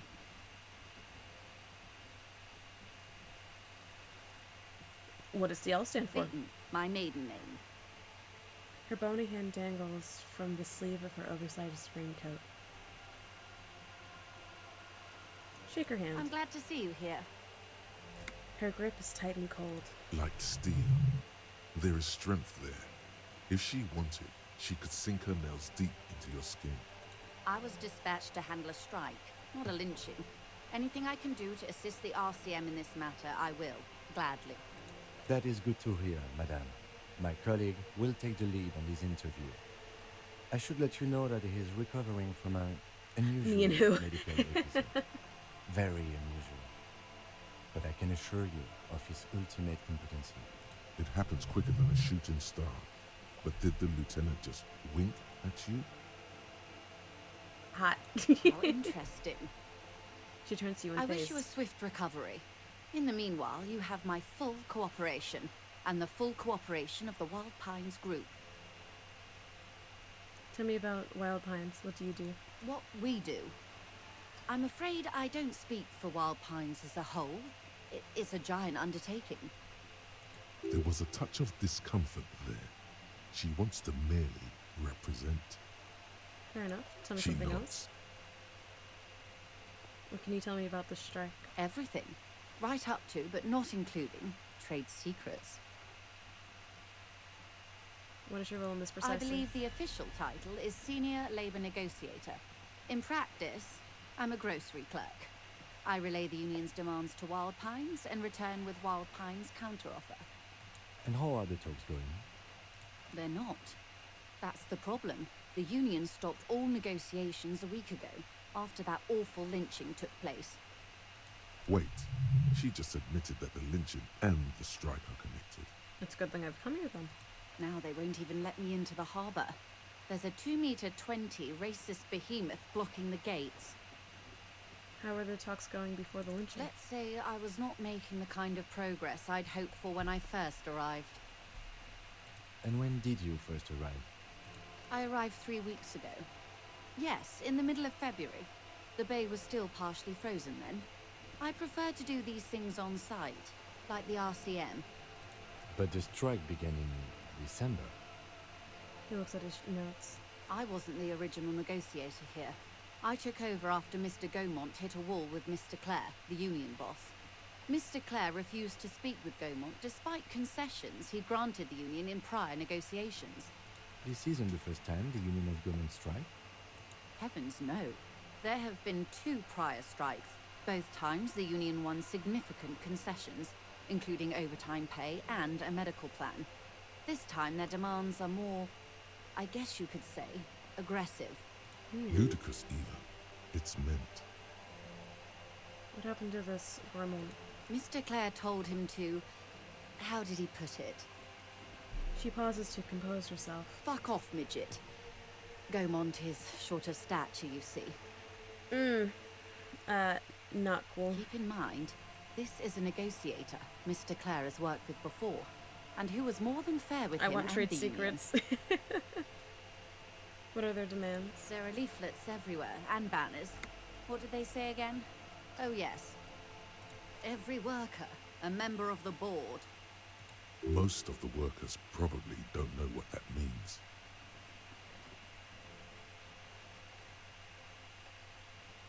Seems like they have no idea about business. In its defense, another said, demand democracy. Pretty tame stuff compared to every worker, a member of the board.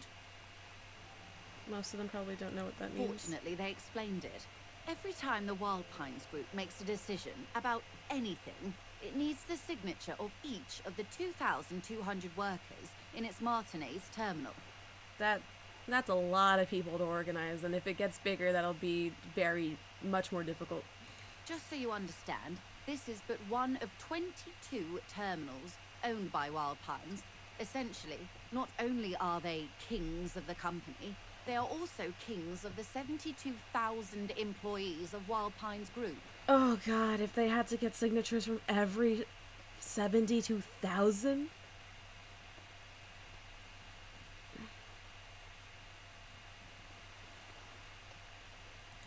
They're having a blast. But how can they afford it? After 4 months, my assumption was they would prefer a more practical solution. Like, they should at least, like, get most of the signatures and then go based on majority vote. But, like, if they needed, like, everyone to sign, it would be much more difficult. I'm not sure. Naturally, I assume that was just their opening position. A hard-nosed tactic with a side of mockery. But there's been no follow-up, just the same nonsensical slogan repeated over and over again. And now, people are getting lynched, I hear. Me trying to Behind go the on a field whirling trip. rags. A disastrous situation if there ever was one. Excuse me, from whom did you hear about this lynching? I first heard it from the bowyer at the gates. The one whose very name advertises his aversion to work. I think he said it was, "Call me mañana." This checks out. Tell me about the union boss. Everard Clare is a man of the utmost integrity. If you can say one thing about him, it's that he always puts the interests of the workers first. Of course not. Everard is fantastically corrupt. I imagine he has a thick, viscous goo where you and I have blood. If you were to prick it with something sharp, you could see oozing out. A knife, maybe? No, a rapier. Sound like you're about to take a rapier to him. Oh, heavens no. We get along just fine. Yet, now that you mention it, I can't stop imagining that black treacle just dribbling down his double chin. She stops and smiles. Isn't that bad? He is the most corrupt individual I have ever seen, and I deal with men like him for a living. If there is anyone more venal, more irredeemably nepotistic, then it's his twin brother, Edgar.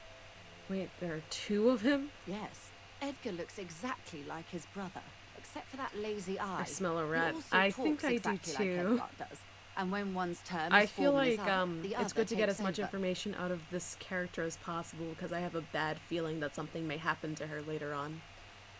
It's how they circumvent the term limits, you see. Spider-Man The funny little pointing me. switcheroo. While in office, they've embezzled Two of God them. knows how much of their workers' dues.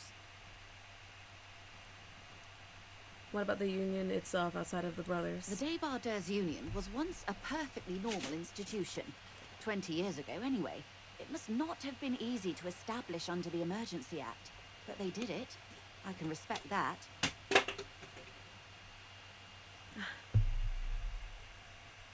Organised labour at its best, as they say. Then something happened in the local chapter elections. The brothers Clare came and transformed it into a... how do you say? She hesitates, looking for the right expression. A mob. The Debardeurs are a crime syndicate. Sad as it may be, I suspect we'll be forced to cooperate with them. Refreshingly honest, officer. The She company nods. has tried appeasing in the past, but I'm afraid our concessions have only emboldened Everard and his brother. She turns to you. And your opinion, detective, if I may ask? I'm a curious and talkative person, you see. She Would you explains. say the Debardeurs Union is... I prefer not to have an opinion on these things. Of course, officer. One more thing. You said something happened in the elections. I'm glad you asked. There was a woman, the previous forewoman of the Union. She disappeared. Disappeared? Yes. On the last day of the local chapter elections, her daughter phoned in and said she wasn't running anymore. Or coming to work. Ever. End of story. This forewoman, her name?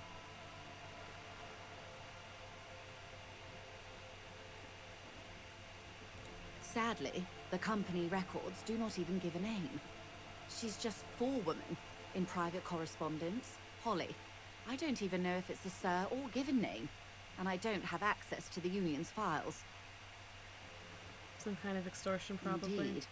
The company suspects foul play, but there's nothing they could do. It was a union matter. The point of the presentation is, these kinds of things happen around the Clares. Watch out when you're dealing with him. Thank you for your concern, ma'am. We'll be just fine. That's all I need here. Let's change the topic. Of course. How else can I help? What can you tell me about this lynching? Quite a few things, I'm afraid. She falls silent for a moment, contemplating something.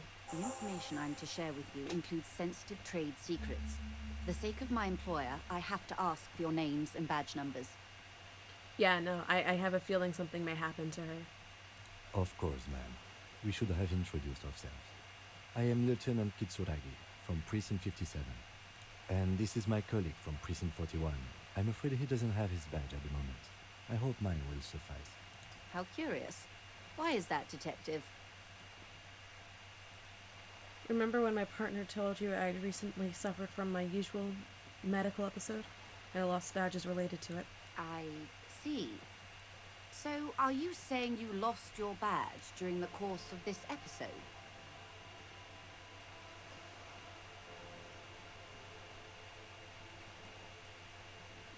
Yes. I can't hear you, darling. Speak up, please.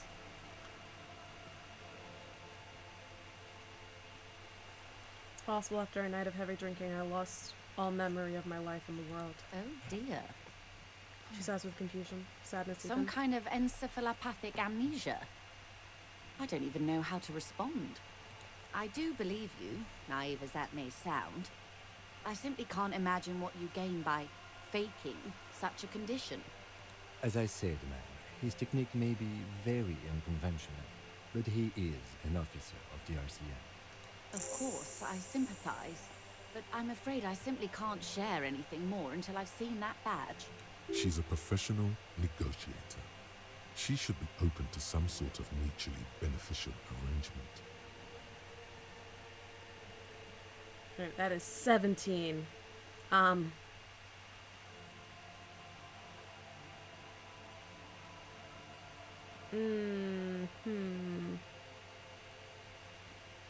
gonna try it. Feelings will guide the way. Oh man, I need to know about the lynching. It's very important to me. It's the case I'm solving. I assure you, it is no small matter for me either. We all share the responsibility for disarming this situation. I hope you have a badge for me as soon as possible.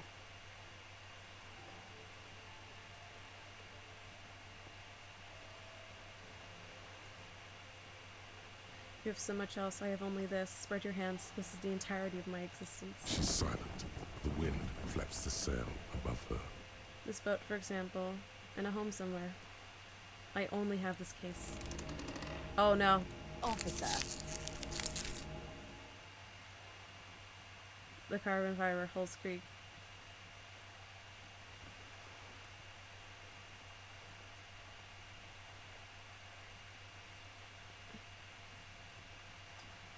I don't remember anything except this lynching. There's only this coast and this lynching. You know, I don't mean to sound cold, but if you want something, you have to give something back.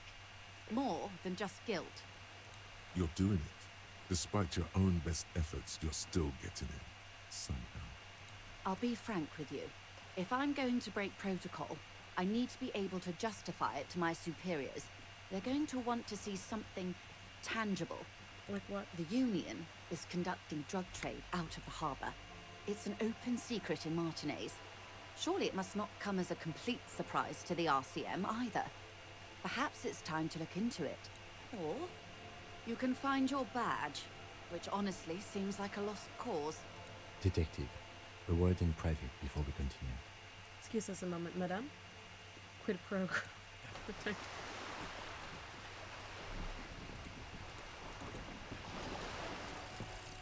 Volumetric ship compressor. We've done it. Bizarre scientific news from Revachol West today, where a police officer's shit has been observed at a pressure of around 495 gigadecimals. These metallic hydrogen levels of shit togetherness were thought to exist only at the center of collapsing stars, not law officials. It remains to be seen how long the shit's singularity lasts.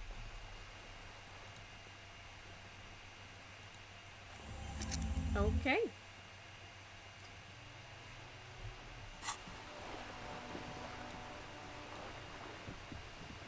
This is not going quite as I hoped it would, Detective. The lieutenant's voice is hush. Honestly, I was expecting you to use your unorthodox technique to keep her off balance, and not volunteer us to be her henchmen. Really? I thought it was going so well. This woman is running circles around us. She might have known about your misplaced badge all along, or she's simply an adept improviser. Either way, we've played straight into her hands. We could just, find my badge. Oh, that would be fantastic, but do we have the time? The world is large and your badge is 8 by 6 centimeters. The situation might have changed drastically by the time you locate it. Time is of the essence. You could request a new one from the station, but that would literally take months. What do you propose? That we don't investigate the drug trafficking? No. If there is reasonable suspicion, we must investigate. Otherwise, she could claim we are siding with the Union, or that we are on their take. We'd never hear the end of it. What I propose is, we ask her, then we investigate, briefly. But do not share the outcome of this investigation with her. We tell her it's done and demand for her information on the lynching. Let's get back to her then. You're back? Good. What can I help you with? It's quite straightforward. Someone is using Terminal B to smuggle raw ingredients from the Samar and Isola into Revachol with the Union's blessing. Wild Pines has suspected it for years. Ingredients for what, ma'am? Meth and dextroamphetamine, GBL, and various synthetic psychedelics. Honestly, it might be quicker to say what you can't make from the stuff.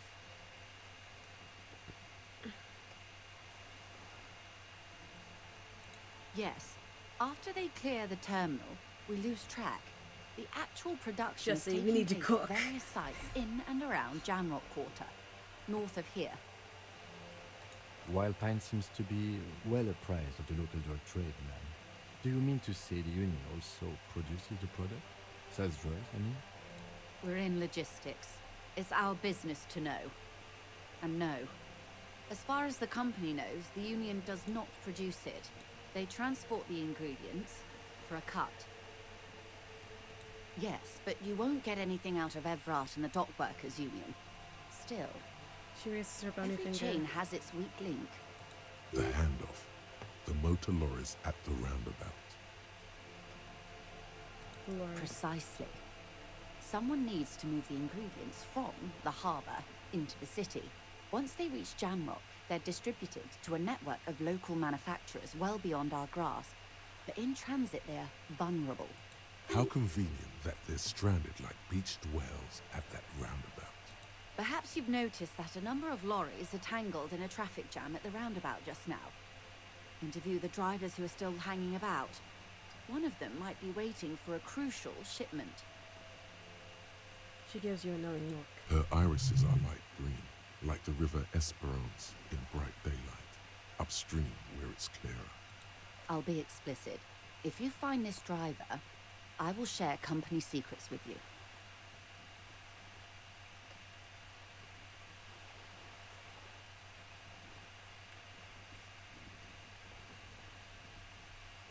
What proof do you have that the union is How involved? do you think they're financing this strike?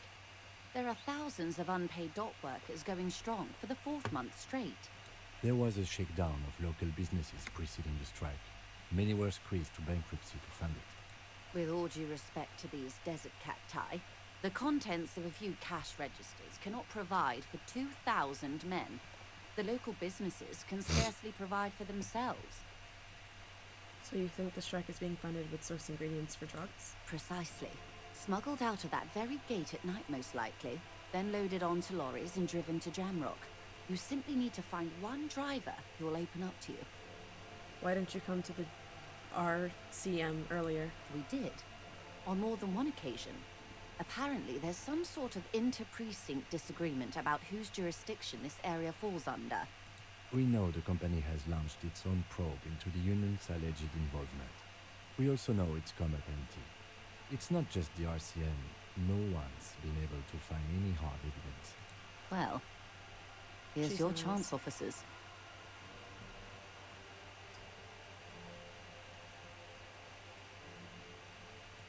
She simply nods. You're on a boat. Why, yes I am. She looks at the deck under her feet. Green and white sails fluttered overhead.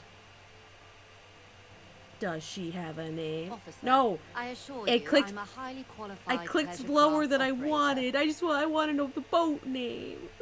The crowns of her teeth are porcelain, white as the boat's hull as she smiles. Her nonchalance might be related to something called the Wayfarer Act, a law that says she doesn't need a license. Sly Fox, you're not aggressive enough to harass her further on this. Does she have a name? The boat? No. It is called Cordelati 19 because that's the type of sloop it is. How do you like it? My sloop? I like it a lot. It's the eel's hips, baby. I'm enjoying this part of the interview. It has so little to do with the murder we're investigating. Okay, Kim Kitsuragi, I get it. It's not related, but it's fun. It's banter. Good. Yo, you seem rich. Can I have some money? Is what you want to say, but it isn't that easy, is it? Well, why not? Look at that lady. Take a gander. Squint your eyes, bub. What nice fabrics. Why, yes. Tucked away under that sturdy green raincoat, almost rustic in its simplicity, a silk shirt and matching scarf around her gentle throat, while dull orange pearls hang from her hairlobes, red from the cold. Her light green eyes scan you, full of knowledge and worry, wealth and all its possibilities. These are the kind eyes of the rich man that seem to say everything is possible, within reason. Yeah, so? Now look at you. You misery-clad simian, barely able to tie your own laces.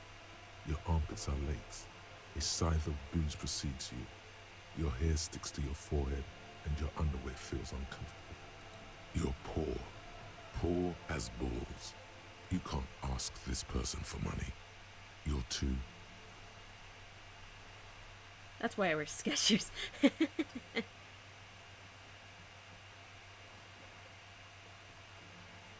I'm a goddamn working man. I'm not ashamed to shake this leech for some dough. You think your little communism protects you from this feeling? No. The more demeaning it is to grovel at her feet. As I was saying, if there's any way I may be of assistance... Oh, that's 17%. Please don't hesitate to ask. Did you know they make adult Heelys? Yes, I actually own a pair. And I suck at using them, but I do own a pair. I am aware of the adult Heelys. I actually do own a pair. They're in my closet. I'm not even shitting you. Like, I actually own a pair of adult Heelys. I've had them for, like, 3 years now. Oh, I do suck at using them, but they are pretty cool to have. They're not the most comfortable shoes, surprisingly. They're very, very flat. Oh, is it worth trying to, it's only 17%. Oh, it's only 17%. I'm doing it. I am sorry. It just doesn't come out of your mouth. What does is surprisingly eloquent, really. The last one, not the first three. Those are ape speak.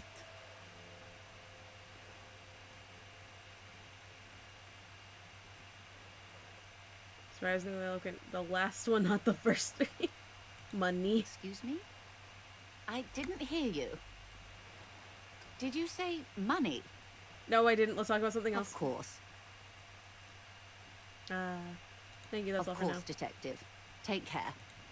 Okay, at least it didn't give me, like, penalty for messing up that roll.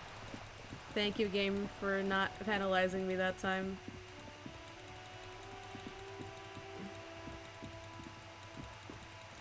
Well, now I actually have that skill learned, so let me try and go back to the dead body in order to pull it out of the tree.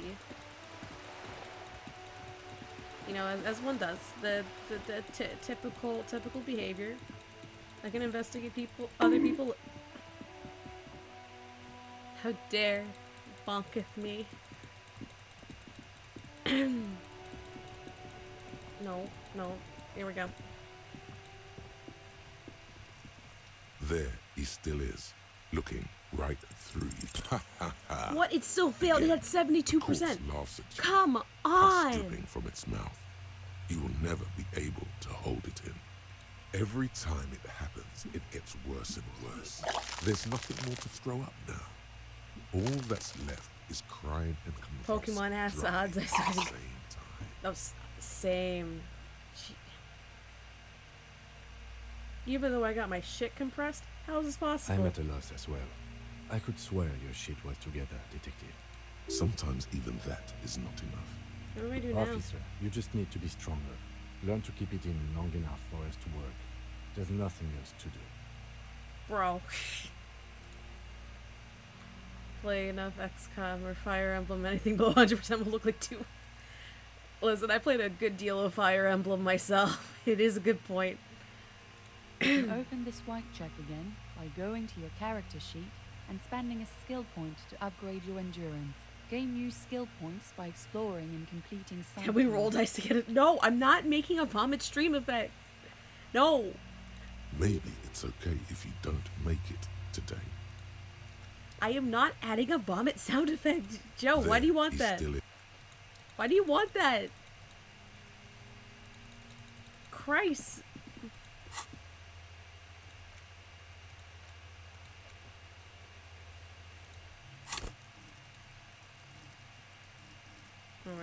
Where's the endurance?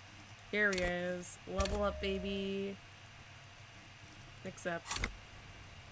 Oh, I've leveled it up. Just a tad.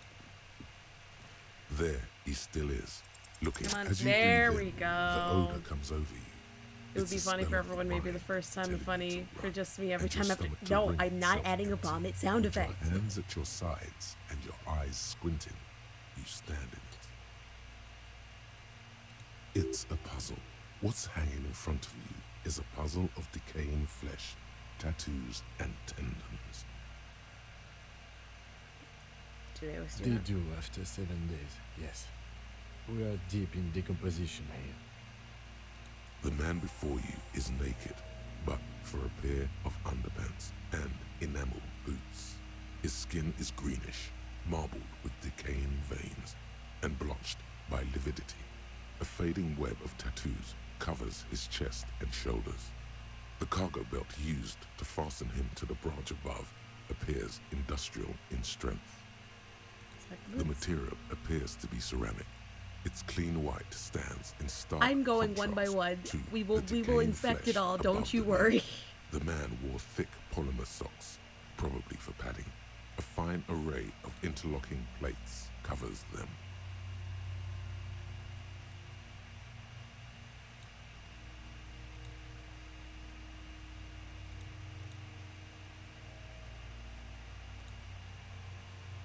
Delicate and fragile, they feel alien to the world around you, out of place somehow.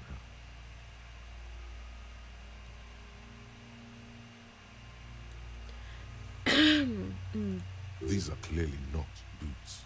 They're armor, possibly part of a larger set. Indeed. Technically speaking, these are sabatons, not boots. Oh, the lieutenant uses a memo technique, A6. That's not just any notebook. It's a classic. It's all you, baby. Ceramic plate. Zirconium dioxide, most likely. This is where the make would be. Under the heel. Fair weather. Fair weather model T500VE. I'm guessing that's vitreous enamel. This is advanced stuff.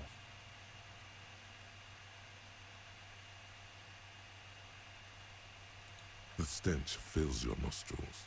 As you push downward, an ominous creaking sound comes from above. Oh. Stop! The lieutenant's voice is sharp. He looks at you with a boot under your arm. He's gonna pull his head off. Brutal! Lieutenant, you seem distressed. Why? You're about to pull his head off. Do it, homo!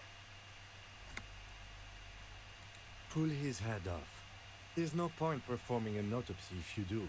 We'll have compromised the coroner's case.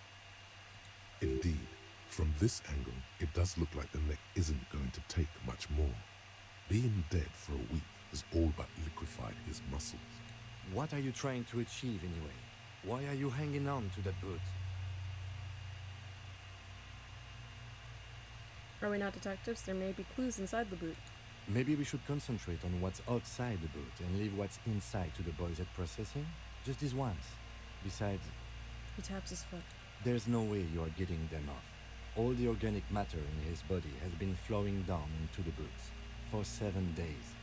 They are fused to his feet now. Why do you think they are the only thing left on him?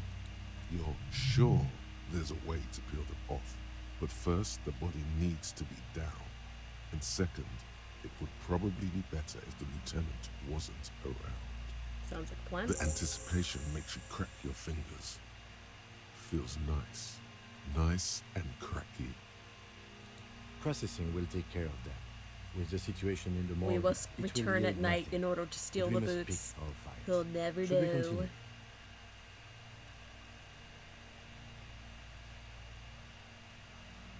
Where's the rest of it? Piece by piece.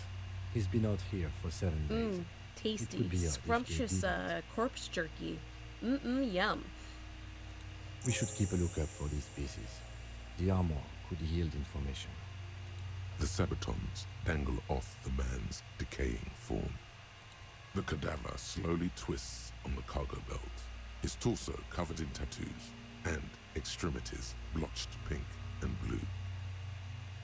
The hangman's knot is pulled tight by the weight of the corpse below. Yellow, hard-edged polyester cuts into his neck. Above, a sliding buckle ties the belt to the branch. This is a steel-reinforced cargo lashing belt, big brother of the regular cargo belt. It's used for tying cargo under 6-rotor airships. Don't ask me how I know, but this is a lashing belt used for airlifting cargo. Airlifting? I thought it was used on lorry for strapping cargo to them.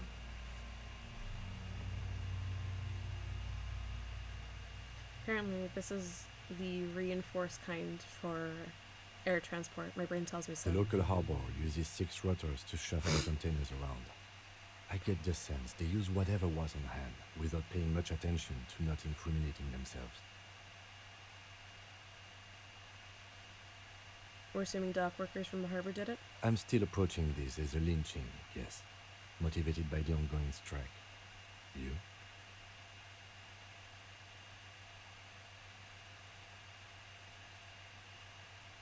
I feel like it was something else.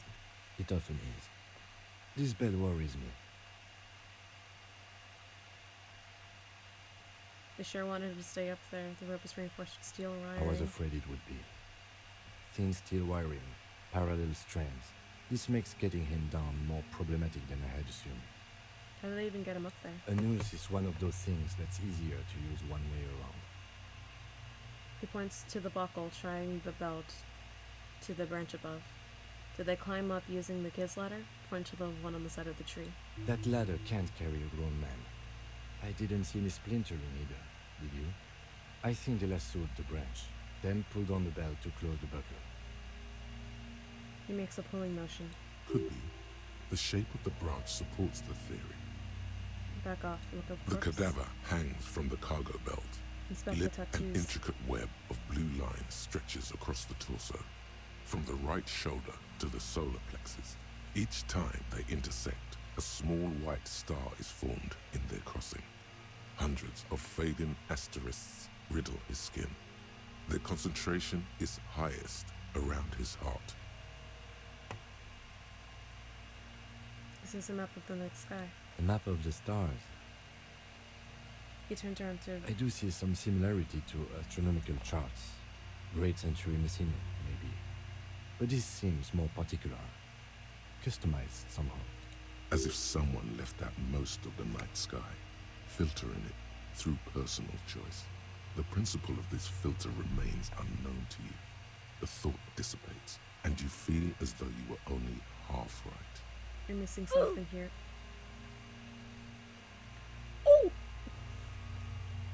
So am I. A sudden ringing fills the air as the lieutenant pulls down the zipper of his orange jacket. He wears a wide leather belt around his waist and a gun holster under his arm. He takes a thin piece of milled aluminium from his coat pocket and pulls it open. Sounds like a sword being unsheathed. A small lens appears. Some sort of camera. What's that? A Trigger Sunshine. Mini. Triggered is the world's leading manufacturer of intercommunication devices, primarily projectors. The camera before you looks familiar somehow. Shit, Kuno! What the fuck is that? An instant color camera. He produces 2 metal caps and clicks them into place at the side of the apparatus. A thin slot shines there. I have only 2 ampoules, so nobody move. I don't want to waste one. He points the camera at the corpse, peering into it. The lens needs adjusting. Then... A sound, a shrill flash, followed by the breaking of a small ampoule of glass. You see streams of color pour onto the thick, glossy piece of paper, rolling out. In case we need it. The lieutenant says and shakes the paper, letting it dry in the cold wind. On it, a color-perfect copy of the dead man's tattooed chest. Cool machine? Yes. It is pretty cool, isn't it? There is only one ampoule left. Use it wisely. What do we need this photo for? It contains insight to the victim's person. By his build, I'd say this was a man of physical violence. The story he wanted his body to tell was important to him. It is his letter to us. Someone should decipher it. We'll need to show it around.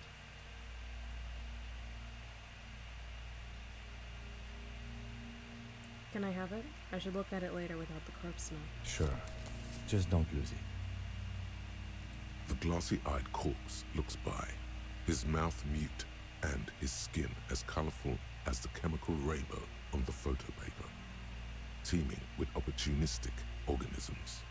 You've acquired an interactable item. Investigate this item further by going to the Interact tab in your inventory. Look at him in the eye. His eyes are milky white and blind to the world, protruding comically from their sockets. There is no one home, just subaquatic terrors there. Dark brown hair grows on his head. His face is ready to explode from the organic processes inside. The death's head grin has passed.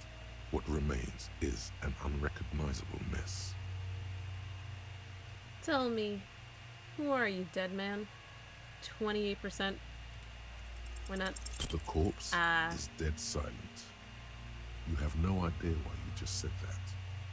Who is he? He is male, 4250, with an athletic build. Back off. The corpse looks right through you as you distance yourself from its stench, eyes like a shark. Swinton, take a step back. As you narrow your eyes, the monster before you blurs into a violent mess of green and pink. This is a trick. You've done it before. Pink is where the blood settled in the first hours post-mortem. You can use it to see if the corpse has been tampered with. Does his position at the time of death match the discoloration? Observe. Only the lower extremities are pink with a dash of blue. His fatted hands, thighs, and his neck, just above the noose. The rest of the corpse appears dark green in the cold spring air. Stop. The cadaver slowly twists on the cargo belt, his torso covered in tattoos, I didn't think and I was going to bring this back. extremities blotched pink and blue. As you narrow, this is a trick. Only the lower extremities are pink with a dash of blue. I see it. His neck too. The lividity goes right up his chin.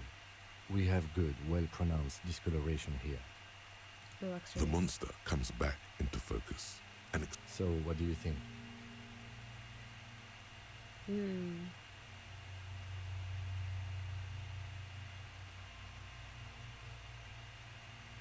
I think he was up right after death. His hands, feet, and neck are discolored. Agreed.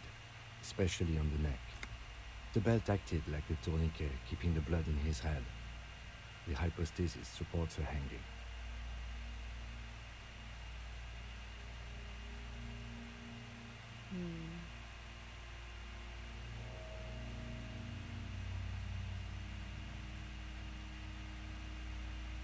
Maybe that he was moved after death. There's always a chance. We should check for ligament marks on his neck to see if they're in tune with the belt. We'll have to get him down first.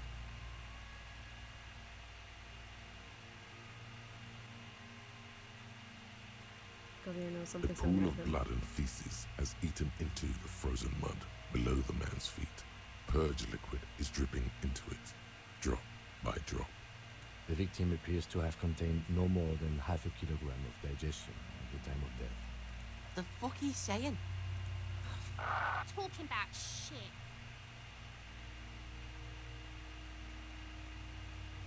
We got lucky. Did we?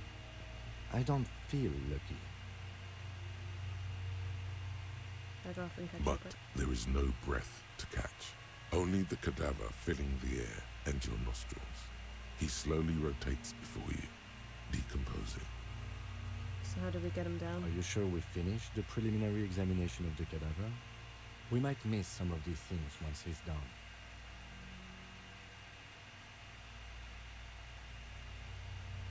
You've been through. Do we have a plan for getting him down? The steel-reinforced belt presents a unique challenge. I brought chain cutters, but I don't see a good angle of approach to the belt. He doesn't actually think the challenge is unique. He thinks it's frustrating, annoying, and harder than he thought. The cadaver is a good 1.2 meters up. Neither one of us can reach the belt without assistance. And even if we do, there's the question of cutting the airship strength material.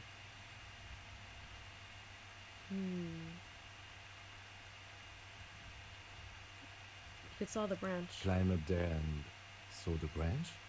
Yeah, it seems There dangerous. has to be a less risky way, with less falling down of trees. Maybe you can ask someone for help from the harbor. I was really hoping we wouldn't. The Union appeared to be suspects in this case. It seems like a dangerous route to go down. Yeah, wait, let's reconsider. But what other options? The corpse twists on the belt, like chicken on a skewer. Maybe we could shoot him down? Yeah! Bang bang time, pig! Shoot his head off! How? Where the buckle ties the rope to the branch. That's a good spot to aim. All the food metaphors. Point to it. There's a buckle. The buckle holds the belt together. Where? Ah, yes, I see. If the shot hits that, there might be a chance to release the belt. Yeah, now we're talking. Entertain a Kuno with some shit. Kuno, can you please screw off? They'll miss! The pigs will miss Kuno!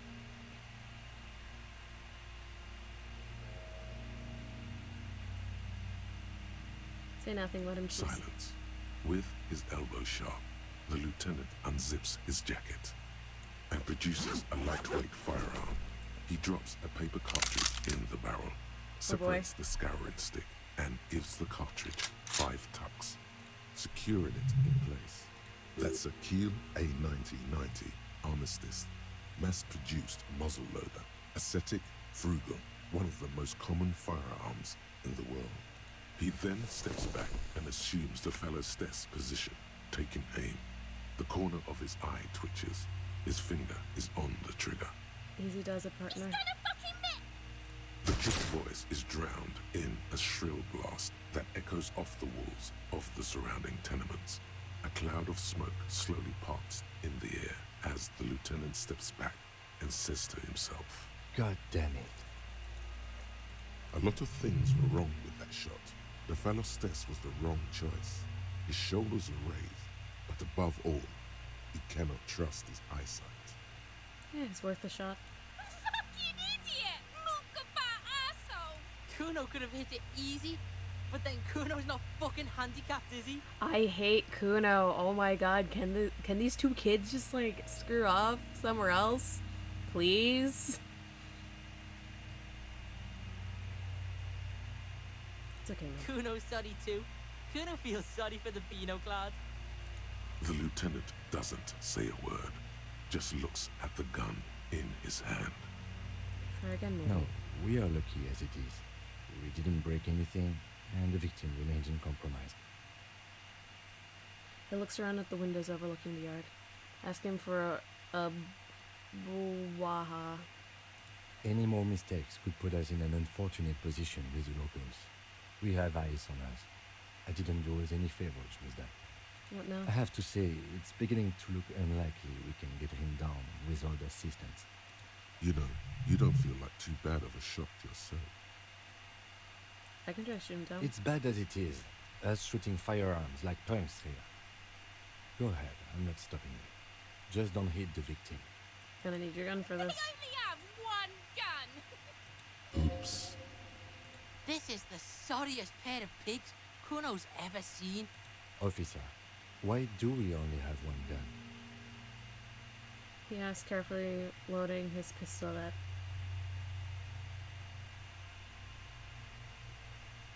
I think someone has stolen it from me. Stolen my gun. Actually, no. Say nothing. The lieutenant follows suit. He finishes loading the gun in silence, then hands it to you. Take the gun. Yeah, take it, you fucking banana pointer! Take it and shoot yourself in the mouth! Feel the weight The first. cold piece of bakelite and gunmetal is surprisingly light. Your fingers fit right through the guard, instinctively resting on the trigger. The fuck are you waiting for, Kuno? Tell him to shoot himself in the mouth!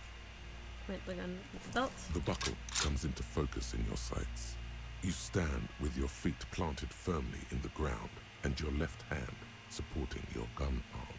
Why don't you just shoot yourself in your mouth? At least you won't miss.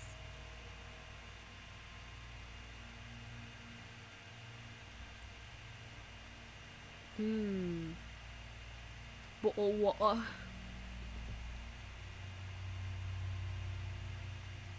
It's only 42%.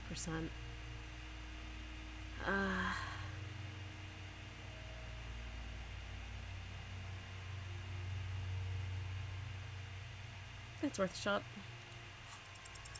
I passed! Yeah! Yo, let's go, I did The it! buckle explodes into tiny pieces, coming loose with a whir. With your hand numb from the recoil, you look at the body slump down. For a moment, the man appears to kneel in front of you, looking straight at you, helpless, trapped within itself.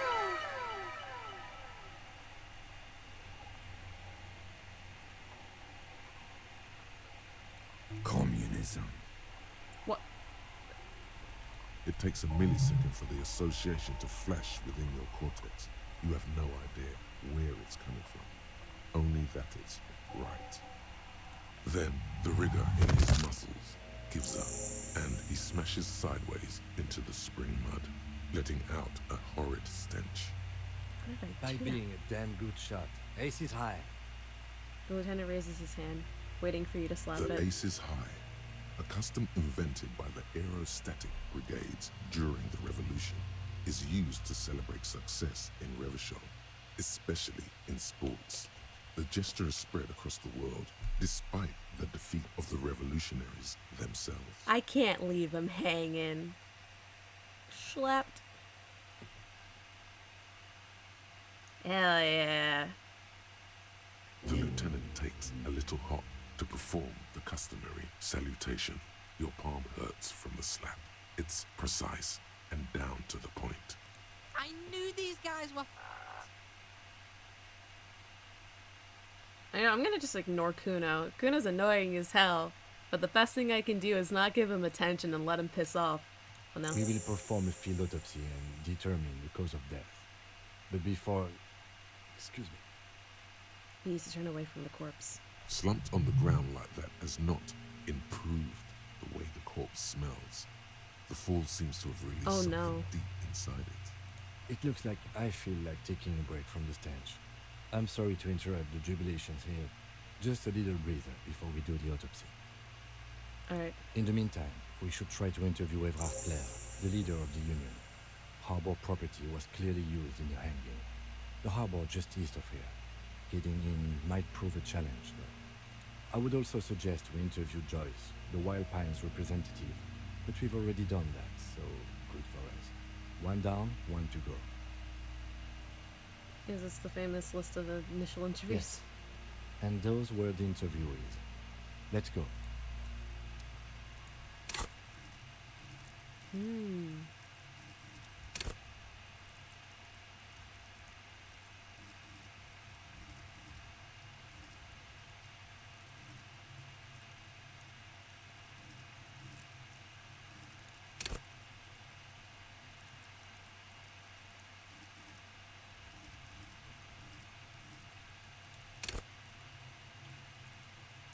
I could level up that.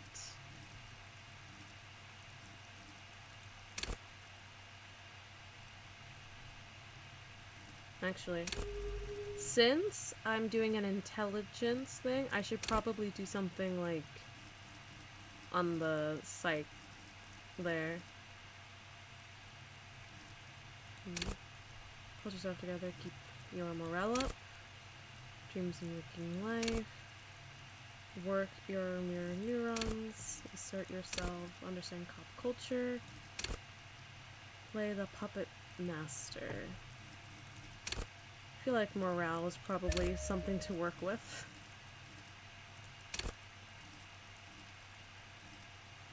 Yeah. Something to help with morale for now I think is good.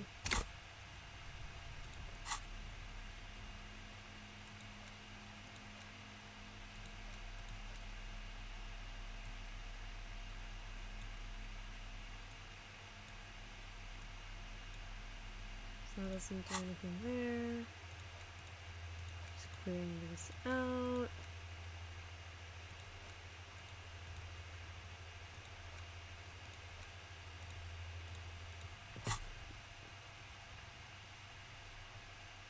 And then let me see if there was any other skills to learn.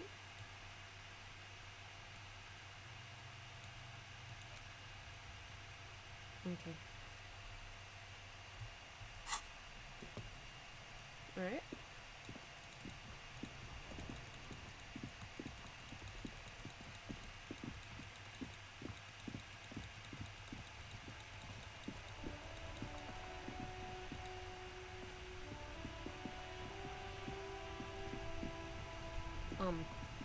Before you stands a motor carriage. The bodywork is covered in blue and white livery, bearing the number 57. Vapor emanates from the large engine on the back of the vehicle. It hasn't had time to cool off yet. This must be the infernal machine that tore you from oblivion. The Caprice Kinema motor carriage. In the cabin, you are welcomed by a set of steering levers, a radio microphone on a hook, a pull-out toolbox under the seat, and the soft glow of the fuel preheater gauge. A scent of leatherwork and heavy fuel oils washes over you. The frequency tableau lights up, and the green button labeled Prime Line glows like a feline eye. And then you hear something. The soft purr of electrical kittens, radio waves cast far and wide over the metropolis. A woman's voice greets you through the static. This is Precinct 57. Hello, Lieutenant. How may I assist you? Hello, Alice. Please assist our colleague from the 41st Precinct here. I'm putting him on. Operating the radio is easy. Just be confident. We've probably done it 1,000 times. Hi Alice, this is the officer from the 41st Precinct speaking. Nice to meet you. This is Officer Alice Demetri, Precinct 57. How may I assist you? The voice replies in the radio. Under the green prime line, a yellow saved button catches your eye. You wonder what the lieutenant's default radio station is. Could you connect me to the 41st Precinct? I have something I need to report. Just a second, officer. She puts you on hold, the static crackling softly like a bonfire. After a while, you hear an old man greet you from the radio. His rattly voice is oddly familiar. 10-2, 10-5, this is 41st, come in, over. The man uses relay code. You've got this. You're a cop, and cops know relay code. 10-4, Station 41. I've got urgent business, over. 10-4, message received. 10-5, relay message. What's your status, over? Just reporting in, over. 10-18, state your message, sir.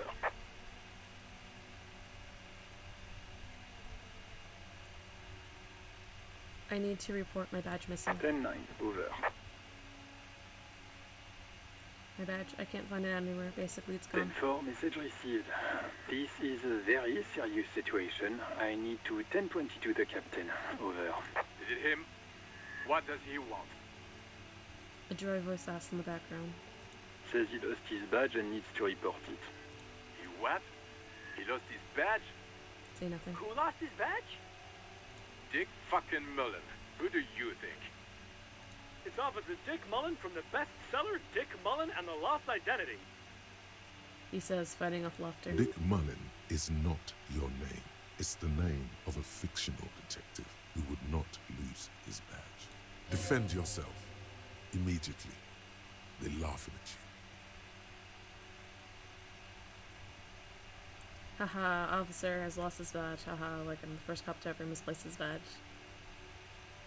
He says this has probably happened to other policemen before him and laughs sarcastically. Oh goddamn it! Is he fucking kidding? The whole station's gonna be dicked for this. Satellite Officer Vicmar is wondering if you might be joking and adds that this tarnishes the reputation of the entire station. Over. Mullen dicked us. Can't we just move on? I want to get it reported and be done with it. 10-4, I hear you, officer. I'm just going to make a note here that you are in pursuit of your misplaced badge. Over. Fuck me! Mac, come here! You've got to hear this. Dick Mullen lost his badge. What's going on? Super Cop here lost his badge. He lost his what now? His badge. He lost his goddamn fucking badge.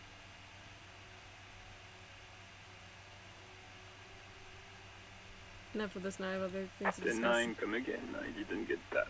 Over. The animated conversation in the back is making it difficult for him to hear you. New heights even for Captain Sova. Ask him.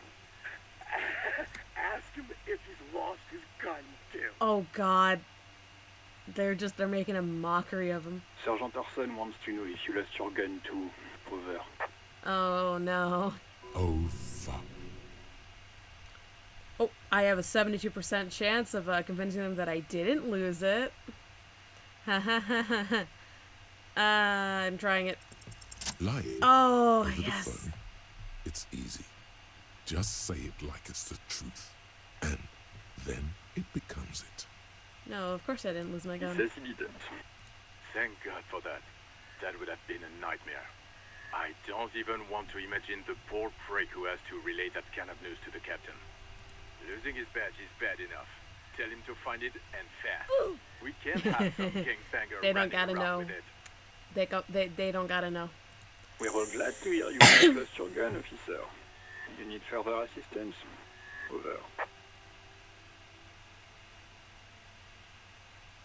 I'm dire need of financial assistance. 10-4, I hear you. I don't have the authority to grant your request, but... What does he want now? He's asking for money. Is he fucking kidding? Is he fucking kidding? I don't think he is. Don't give that asshole anything. He's just gonna drink it all. Right. That's a negative on the additional funds, sir. Over.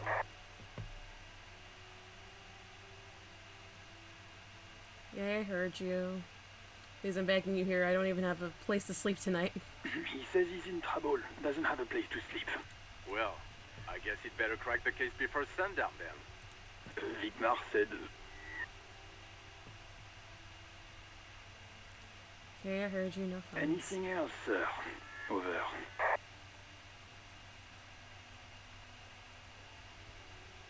Do I dare actually admit that I've lost my gun? Do we dare? I'm doing it. I've actually lost my gun. 10-4, I know. I already wrote it in a report, but it will stay on my desk for a few days. Over. 10-10. Transmission complete. Standing by. Over. Roger that. 10-10. Over and out.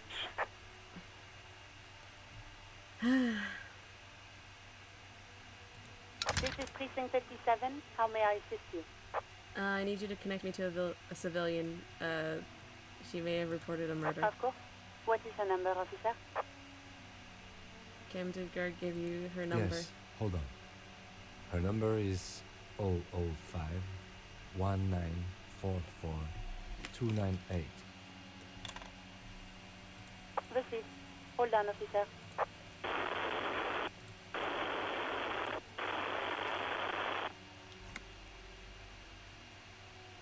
Start slapping a marching rhythm on your thighs. Give it a minute. She might be busy at the moment. Takes a bit to get to the phone.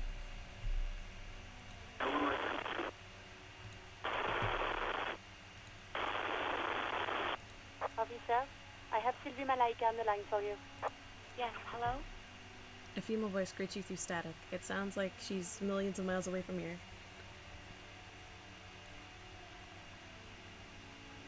Hello, this is the police calling. I have some questions for you about your last days at work. Oh, right.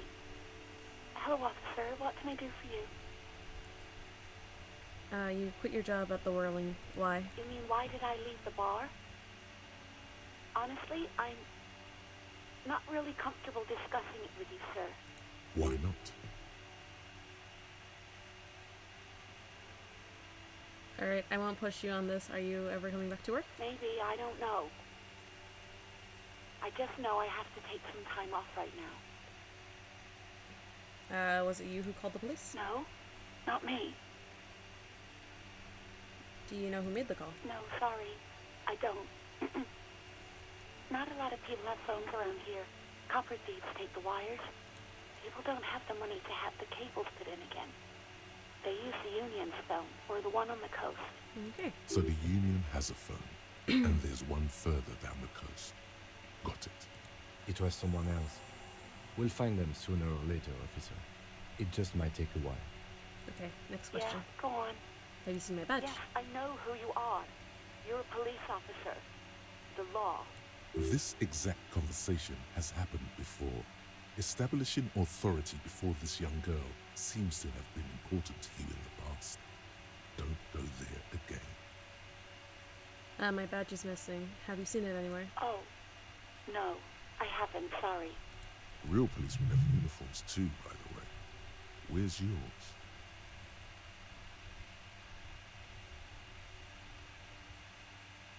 I'm going to let it slide. I don't need answers for every little thing. Right. It's better to not ask too many questions, lest people start thinking you're a cop or something. Have you seen my gun? Please, no. Not this again. Everyone saw your cool gun, detective. She sounds beyond exasperated. Oh man, what the hell did he do before he was knocked out? I showed you my gun. When did it happen? You were trying to impress some people with it. Everyone was eating and... She stops hesitantly, not sure if she should continue.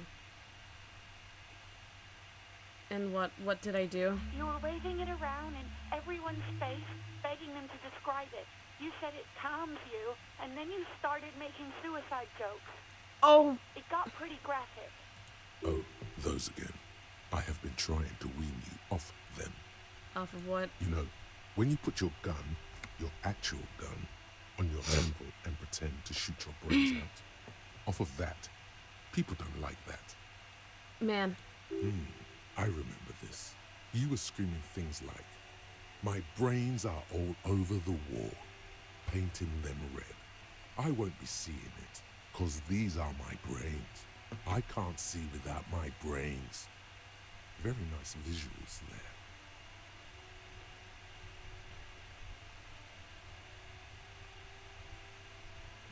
Okay, I don't know what to say. Me neither.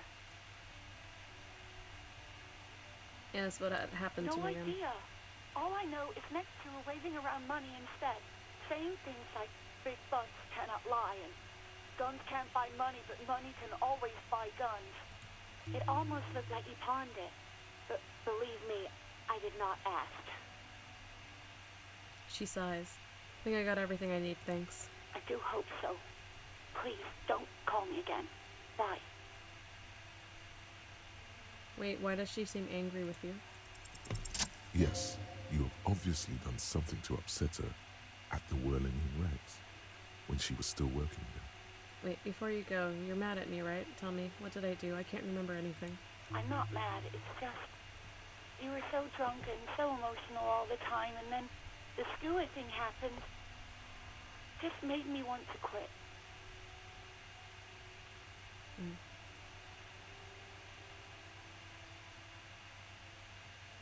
What skua thing? The stuffed bird. The great skua. You threw it against the wall while screaming, "Fuck that bird," and laughing like a maniac. I think you said it had been giving you shit ever since you got there. Why do I always end up screwing everything It was up? a pretty bird. There since I started working in Whirling. I really liked her. We call her Scotty.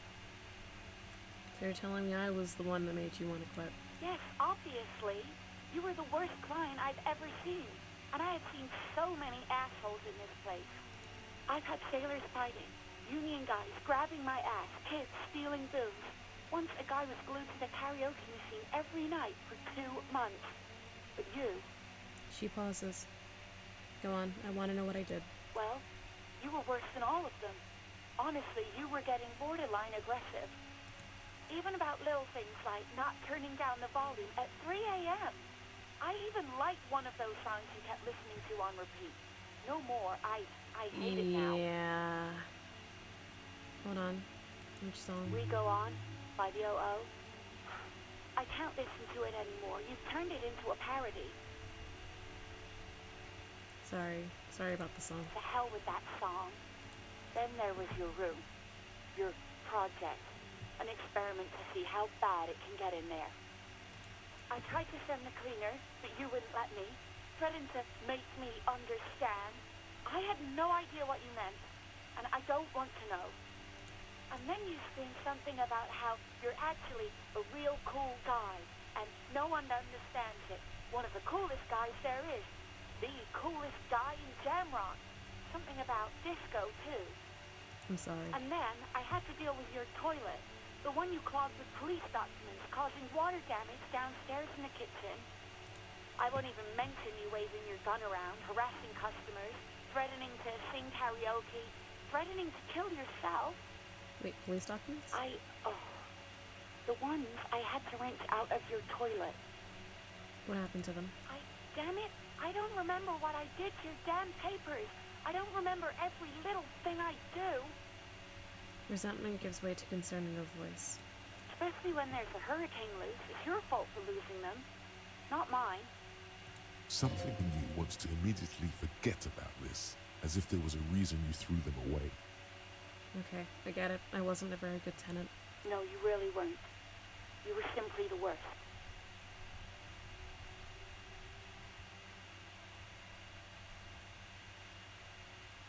I'm truly sorry for everything. I feel like it's the narrow the thing. Welcome. Oh my goodness, it's been a while. How have you been? God, I knew I shouldn't have brought it up. Just try not to call me again, and let's pretend it never happened.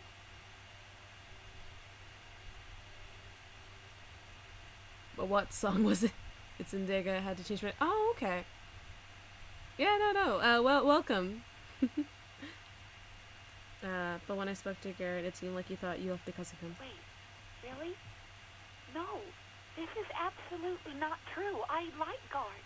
I really do. Didn't you cross the line when he asked you out? No, I was actually flattered. I've always liked him. It was just bad timing. With the corpse and all that. Different name, same dingus demon. Welcome back regardless. Good to have your company. There's a pause. You can almost see her on the other side. The telephone cord coiled around her index. I didn't know what to say to him later. Then you came and destroyed the place. So I left without explaining. I should have told him maybe. I can tell him. Okay. I feel like it's the least I can do to make amends for Please don't her. take out your gun or something. What else did I sing besides the I'm looking for a song. All sorts of things. From disco, rock too. So much disco and rock. Was I singing The Smallest Church in St. Sense? Yes, that's the one you like to sing along to the most. The later it got, the more that one came on. Interesting. You still have to find a copy though, before you can blast it. Right. Thank you for talking with me. Take care. You hear a sigh of relief on the other end of the radio. Oh, Jesus Christ! The Jesus call Christ! breaks. Then the already familiar Still winding voice. down after work. Been home almost 2 hours. I think I might have overdone it with my edibles. There's no worries. I absolutely know that feeling. Anything else I can help you with, officer?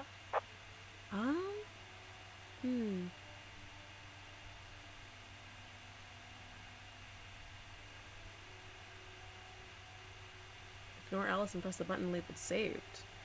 A sigh of relief. Yeah, no, it feels really bad. I feel like clarifying the misunderstanding between her and the other guy is like the least I can do based on what happened, you know?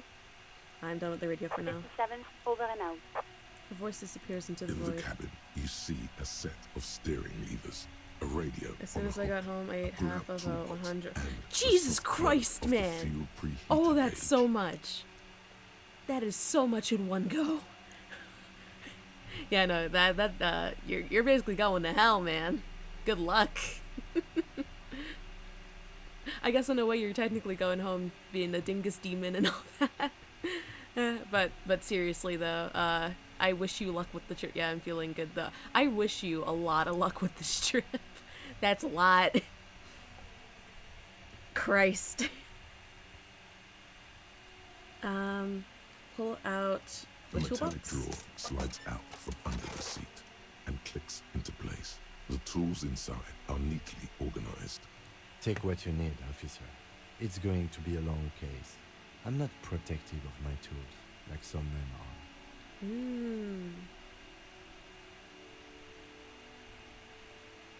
Oh, I'm gonna take each one of the... Feels nice and cold in your hand. Heavier than you'd think. Useful for opening all sorts of doors. I feel like each one is going to be very helpful. It's just THC, not anything psychedelic. Yeah. The handles are long. I mean, if it's like standard. Snap, snap. How dare. If it's like standard Delta 8, I think you'll be fine, but it's still a lot. You can do good work with these. Cut chains, locks, and ropes, especially belts. It's robust, weatherproof, and well made. Police issue. Blue. Lets you see things in the dark you would otherwise Alright, miss. now I have a few tools that'll probably help us in the future. It is very rare for me to not be at least a little something damp. The pull-out Push that toolbox back in. slides back into its nest. Preheater gauge casts a warm glow on the steering levers and the radio on its hook. Now run your fingers over one of the steering levers. The white suede feels luxurious under the touch, and the metal clutch handle so very familiar in your palm. Tap on the fuel preheater gauge. As you tap on the gauge, the indicator pin jerks as if startled. It's in the large orange sector, indicating the engine is warm.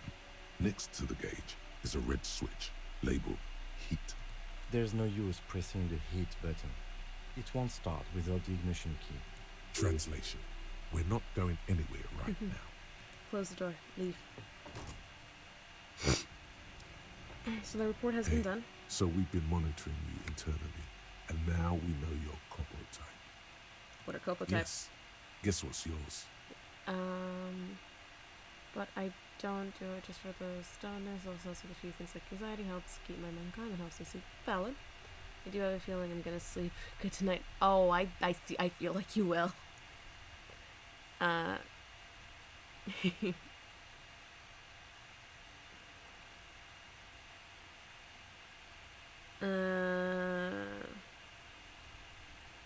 sorry you want to monitor me. Just for the length of this short demonstration, please say something that isn't, I'm sorry. Guess. What is it? Cool cop? No, you're the sorry cop. The cop who's sorriest. Let's make it official then, shall we?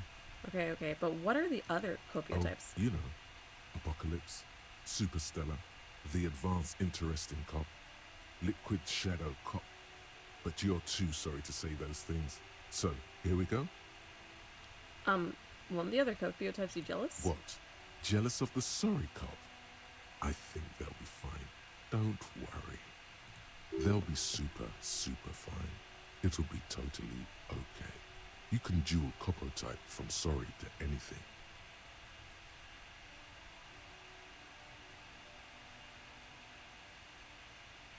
You know, actually, I'm not sorry. Change my mind. No, you don't. Come on. You'll be back to saying sorry in 2 minutes. Stop wasting time and begin repentance.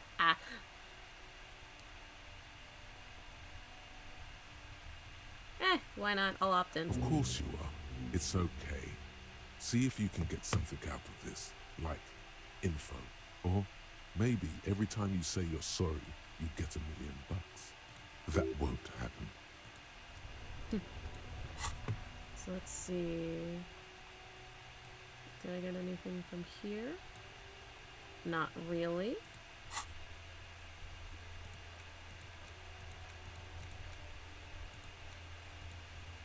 I'm gonna go back here. We got some neat little tools. And it seems like we got a point. See here and smell everything. Let no detail go unnoticed. Reaction speed. Composure. Poker face. Pick locks and pockets. Ooh. Sneak under the nose is stun with immense. Untouchable man. No detail go unnoticed. I'm gonna lockpick. Leaves less evidence behind.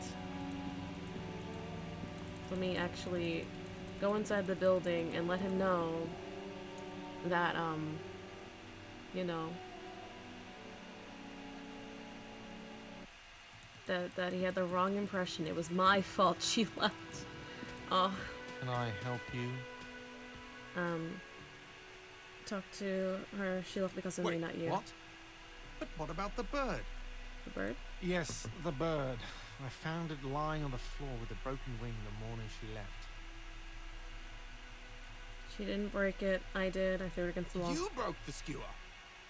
His face is flushed with emotions. A rash covers his I neck. assure you it was him. Why on earth did you have to break the skewer? I just break things. It's the way it's a mystery. I can't believe it. I was so sure it was Sylvie. Even worse, I thought she was trying to send me a message. Symbol of hope and all. A tender type of hope. Something stirs in you. Perhaps this is why you broke it. Did you know lockpick is kick? No, it ain't. Breaking things can be fun. What's this game about? We're basically a detective trying to solve why someone was lynched. That like verbatim. All right. Did she say anything else about me? You know, did she say anything about me? She said she was flattered. It was just bad timing. Really? I should give her a call then. The man doesn't know what to say. He wipes his brow and stares at the counter. Thanks, I guess. Was there anything else you wanted, or...? We were sort of hoping there would be a gun, an expensive jewel, or at least a sword in it for you, if you deliver the message. Oh well. Goodbye. Yeah, that was worth doing. That was worth doing in my opinion. I don't really get anything out of it, but I feel like that was worth doing.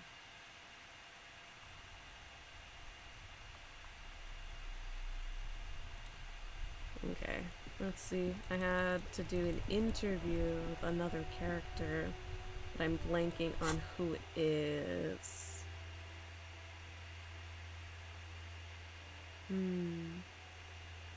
Me to my ex.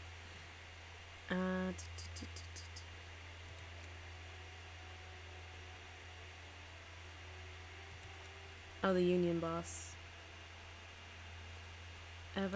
I mean, I had a few other people that I haven't interviewed yet on this, like, doc. So, I mean, I could just try interviewing people, like, automatically. This Post Levantorie mail collection box has been heavily vandalized with graffito. A closer inspection reveals 2 bullet holes in the front.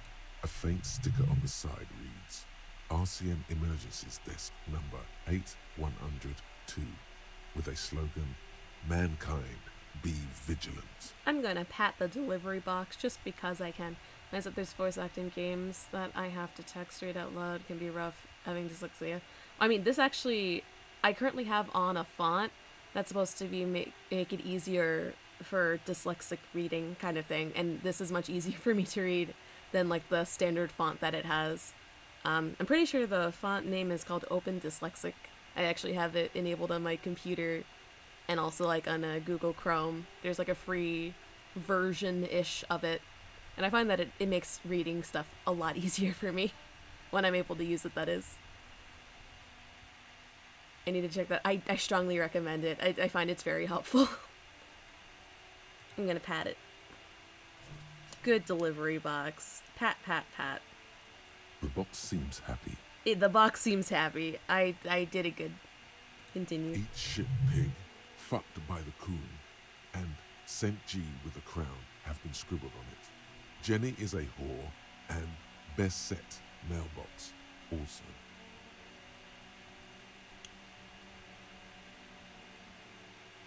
I feel your mail collection The mail box. collection box seems cathartic. Thankfully even. So do you. You shudder. Then you swallow. And now I will leave. I don't know why hearing their voice that makes me laughing. You I have not talked to yet. Hello, little sir. child. Step right in. The store is open. Hello. Are you interested in a new and exciting book? She stomps her feet to feel warmer. What kind of store is this anyway? It's a bookstore, sir. We sell books, postcards, and some board games. It's called Crime, Romance, and Biographies of Famous People. Books? Postcards? Easy. Even a kid would know all of this. No, it feels Don't inappropriate to be a lecture the fool. girl. As an expert, it's your duty to tell what you know. But she's to just a child. She's just doing her little job. Are you interested in a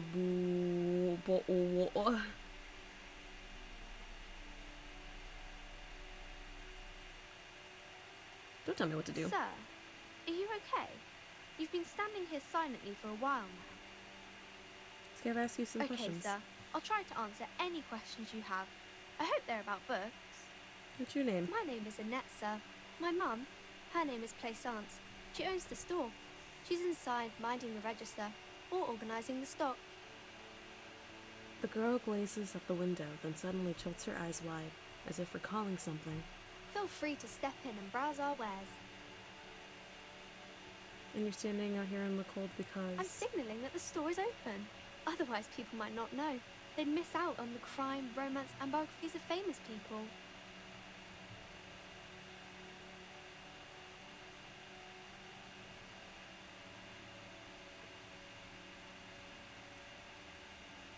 I should have a word with the store owner, maybe. Oh, no, sir. I'm happy to help Mum by luring in customers. Besides, I have some hot juice in my vacuum bottle to keep warm. Okay. Shouldn't you be at school or I something? do my studies at home at the moment. I have to help Mum keep this place running. Isn't going to school more important than Mum this? says it's necessary to do both because it builds character. Mum says a proper worker is dutiful. That's how you get ahead in life. You succeed. But you're a child. Having a, some education will also help you succeed. There is stress and unease behind these words. She's reciting etiquette. How's the business Mum going? says it's peachy. She was a little afraid at first. There's talk about this house being cursed. Cursed in what Cursed way? in the way that makes them say that no business has ever really thrived here, sir. That they all go... She's looking for the right word. Say nothing. Well, they run out of money and have to stop doing business.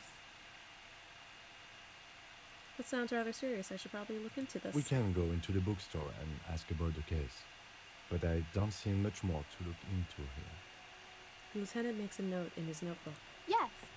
Please do also look at our wares inside. The postcards and board games are there, sir. How does this curse manifest itself? It does not manifest itself. Come on, in any Kim. way. I'm It does not playing exist. along for the I liked it kid. better when we were talking about whether it's appropriate to stand out in the freezing weather. Fine, I'll show you. Anything else you wanted to talk about, sir? Stroke your chin enough about the curse for now. Maybe I can tell you about some of our books instead. Goodbye, see you around. Going inside the store.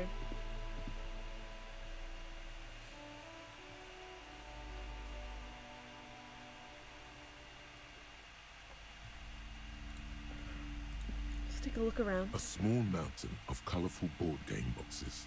There are numerous types of games for all ages. A lot of shelf space seems to be taken up by Wirral-related merchandise.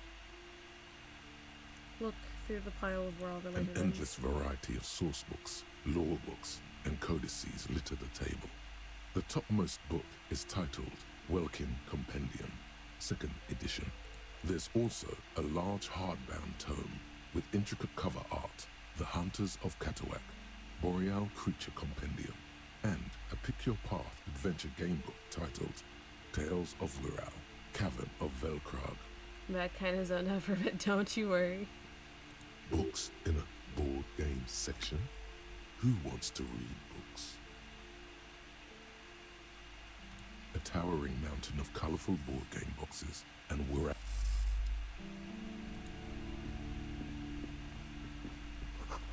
Old sports magazines tucked away in a dark corner. The book collects the national recipes of Arda. They are all about lake trout.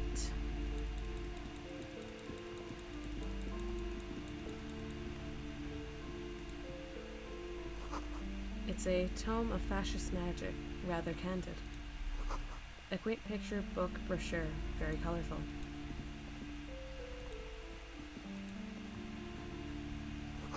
Another boring book, just disregarded here. Everyone knows the most interesting thing about fascists was their magic.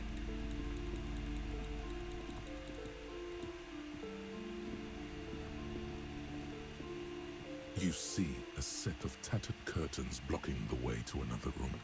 A strange cage-like trinket dangles from the curtains. Excuse me, officer. The back room is strictly for employees only. Ignore the curtains for now. Welcome to Crime, Romance, and Biographies of Famous People. My name is Plaisance. The clerk extends a greeting. Be welcome, and please take responsibility for the energy you bring into this space. So you're the owner of the store? I am. The proudest owner of our little shop of culture. Her voice is high-pitched, as if to give it more penetration.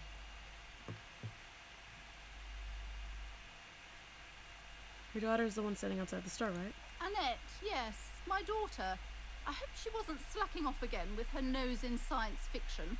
Tell me, was she at her post, doing her job like a proper girl?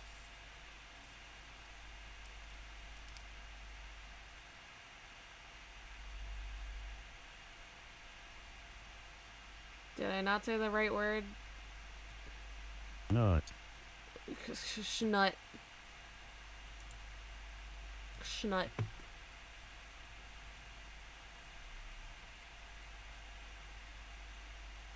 Yeah.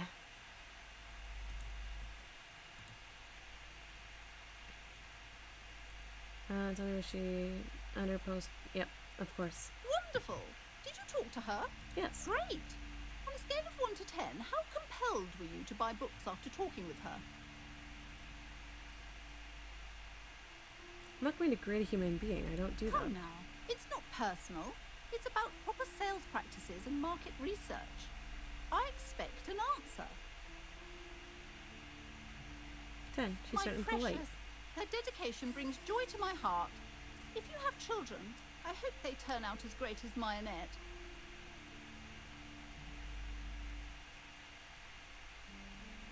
I'm here to dismantle the free market and abolish child labor. You must be kidding. There's nothing like that happening. It depends how much you pay the Good, kids. sir. What does a young child do with money anyway? No, I save it for her, as a fund. She's securing her financial future out there. Bro, don't make your kid work like that. Especially out in the cold of winter. Such criminal behavior would not happen in more developed countries. In some more developed countries, this sort of thing is 2 felonies: child labor and slavery. Those countries will realise they've raised a lazy and spoiled generation. Bro. Done with the jokes now.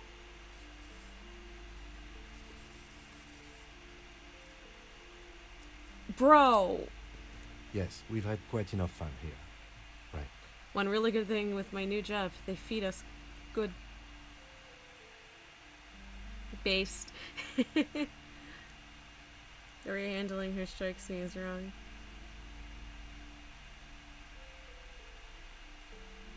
Mind your own business, sir.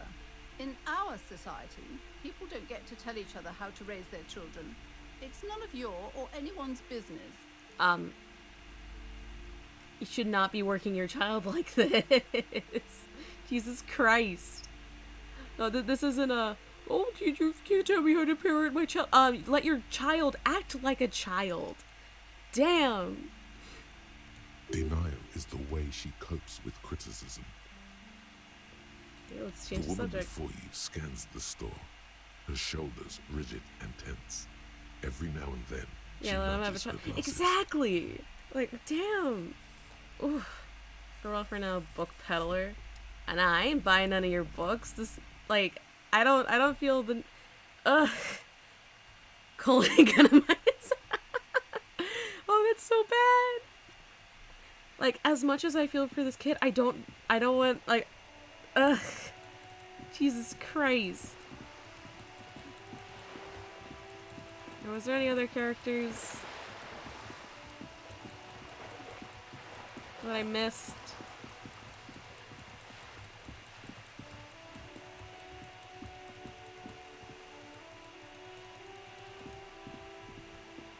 Oh, there's a person up there. The streets will flow red once more. A great torrent rushing down Rue de Esperance. You wait and see. I love how they run in perfect sync. You know, it's pretty cool. It's pretty neat. The streets will not flow red with anything. Who are you? I'm Cindy the fucking Skull. What else do you want to know?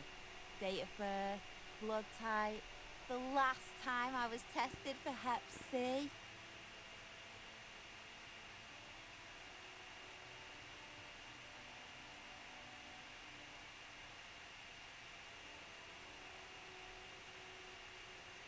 Just some questions, okay? Ask away, pigman. But I don't promise to answer. Despite the sass, she puts the brush aside. A brush? An artist? The red splatter is urban expressionism.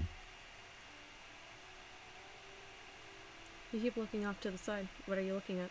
The lieutenant is desperately searching for another handkerchief. Huh?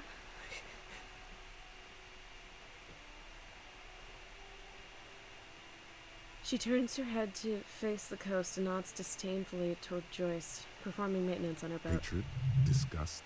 It's difficult to tell which of the two is more present in her girlish features. The woman on the boat does not notice her staring. That is on her. Someone's got to keep an eye on her. Ozon is an archipelago 2 days' travel away from Rivershot. Its moneyed residents, used to posh restaurants and upscale boutiques, rarely have reason to visit Martinez. You mean Joyce? On a first-name basis with her, are we? Piggy's moving up in the world. Yeah, I don't like her either. Pig's not half as dumb as he looks. She gives you a stated nod of approval. What are you doing to the wall? Can't you tell? I'm painting a beautiful mural, an aereo graffitio visible from low orbit. I haven't really started it yet. I'm waiting for the right words. She studies the wall, suddenly pensive. What time period does this take place? I'm pretty sure it just said 51. That's all I'm given. I'm not given the first part of that number. Just, we're in the year 51.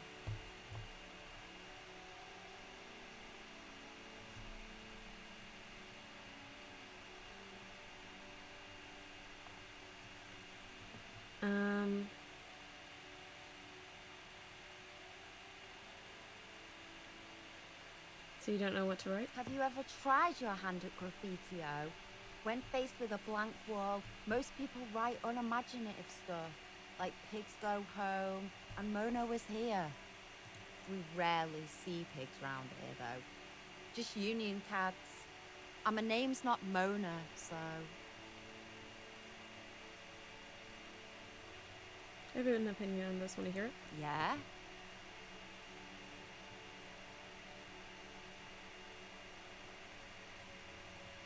I love public art. Don't mind us. Keep doing what you're doing. Thanks. I'm sure the inspiration will come to me now that I have an official RCM stamp of approval. She means the opposite. Do you know anything about the recent murder? I ain't no snitch, pigstein. She wrinkles her Go nose. forth and forage in someone else's shit. No shortage of squealers in these parts. Actually, there is a shortage of people who talk to us in a normal, calm, informative manner. We weren't put on this earth to make your life pleasant, fucko. Catch you later, Cindy. Watch your back, ungulate. You've got eyes on you. Not sure why, but her voice makes me think of Calmer Cat from Fallout 4. Yeah, I can kind of see it.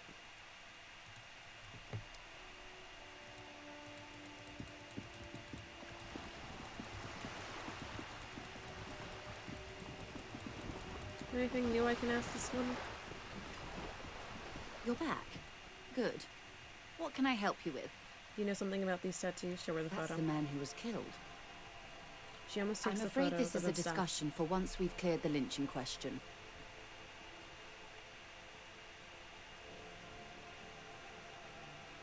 Fine. Let's return to it Better later. not tie the forestay to the backstay on this.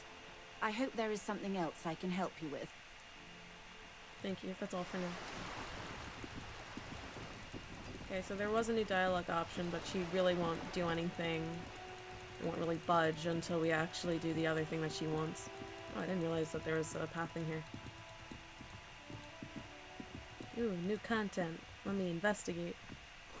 The garden house. This won't be of use until the snow melts. Balcony with a view to the yard. And the hanging.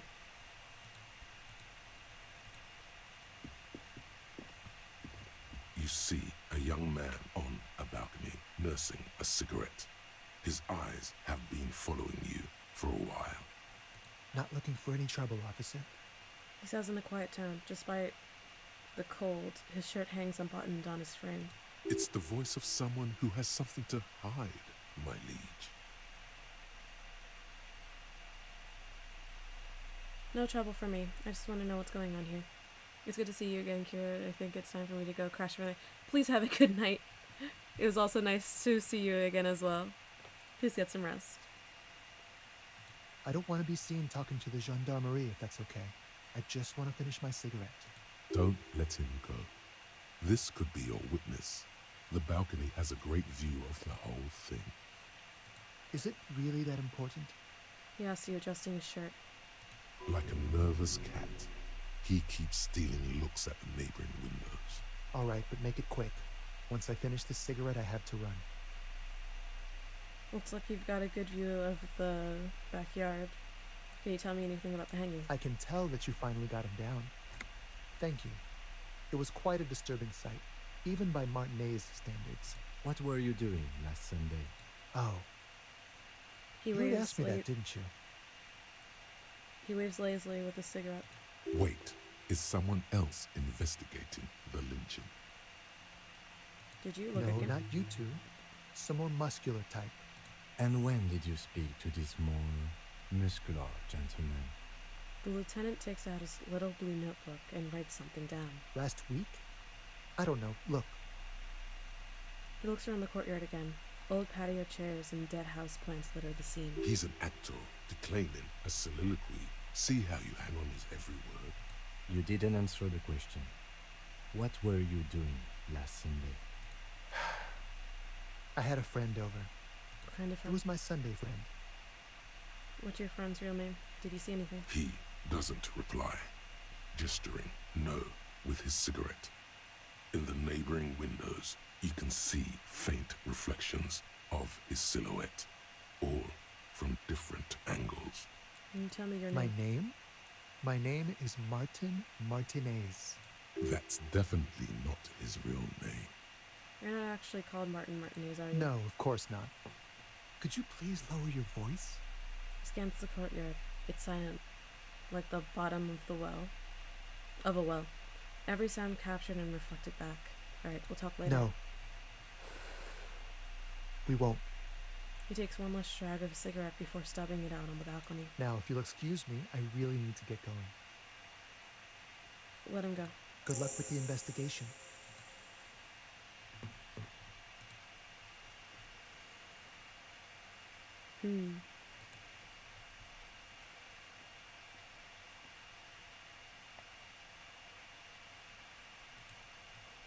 Oh, okay. Okay, is it gonna stop having this dialogue bit here? Please? Game?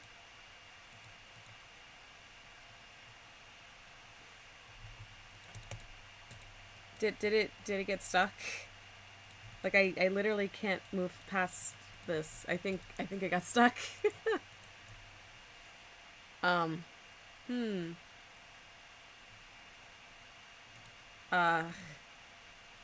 The game, like, it didn't stop responding, but like I literally, the most I can interact with right now is like the dialogue bits that we just went through.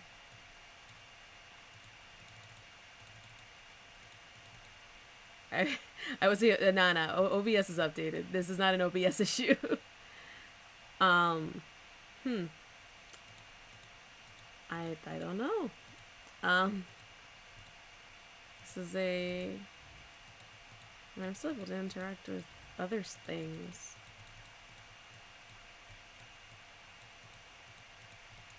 Yeah, no. Let me try booting it back up, I guess. Let me close out of it. Let me boot it back.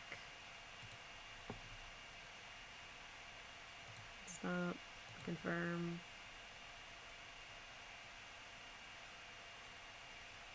I just wanted to be sure that, like, where it at least saved my OBS version. In that case, I would say rollback OBS. You know, it's not an OBS related thing. It would be like the Disco Elysium thing. Alright, it's booting up perfectly fine. Now we just gotta see where it was last, or like where it at least last saved.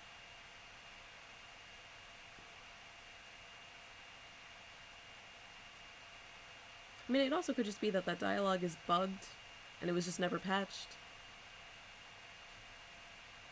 It's also always possible. You know? Yeah, I mainly want to see where it saved last. If it'll load. Come on. Continue.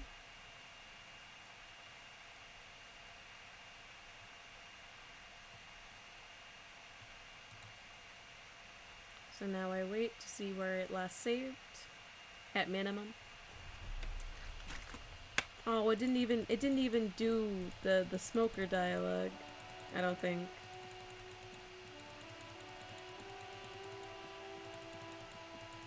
Yeah, it didn't do it. The R wears a crown, the ribbon below, a light above descending. The logo is of the municipality of Rivercall. This trash container is locked. The sliding lid has a padlock that says, whirling in rags. Why am I looking at you, trash container? You're just a trash container. Well, it is a container. Maybe you're prioritizing it. Oh, we got You could try using a pry bar, the one you took from my motor carriage, or we could ask for a key from the manager of the Whirling in Rags. He probably has one. He might also have information. This is better than the pry bar idea. Leave.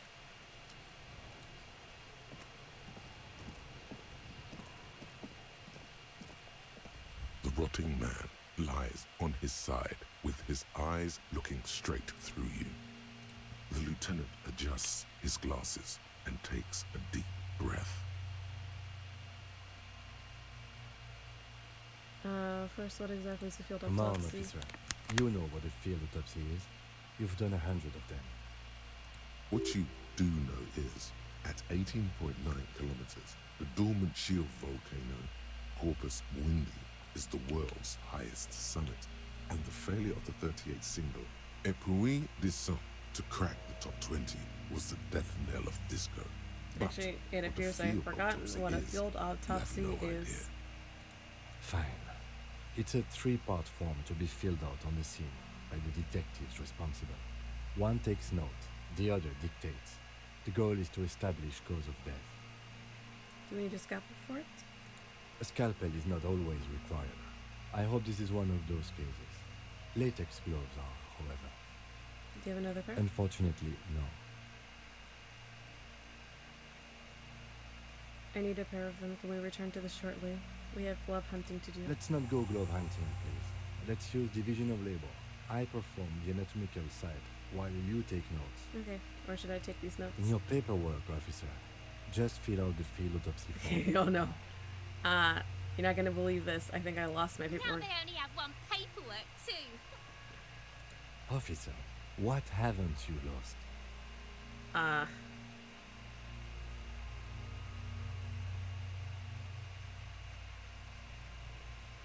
So my disco trouser. No. So I haven't lost the stained shirt. Smell your Maybe armpit. you should. He looks at his blue notebook and sighs. I can give you my paperwork. There's an autopsy form there. Several, actually. But only if it helps move things along. I'm sorry, I lost everything. Yes, well. The lieutenant doesn't know what to say. It's okay to cry, Runkari. Let's work off yours for now. Right. The autopsy form is near the end. Open the notebook at the field autopsy. The dead man stares in silence as you crack open the ledger. The bright red paper is covered in boxes and lists, describing the condition of his skin and organs in 3 parts. Above those, an 11-field info form needs filling out first. It begins with... Second one. That's you. Only the first question. And I already don't know the answer. Not an energetic start to an autopsy, I agree. Pig's messed up. Kuno feels pity. Just leave it empty, officer. The corpse lies there, indifferent to your retrograde amnesia. The next box says... Coroner's case number. KK57-0803.0815.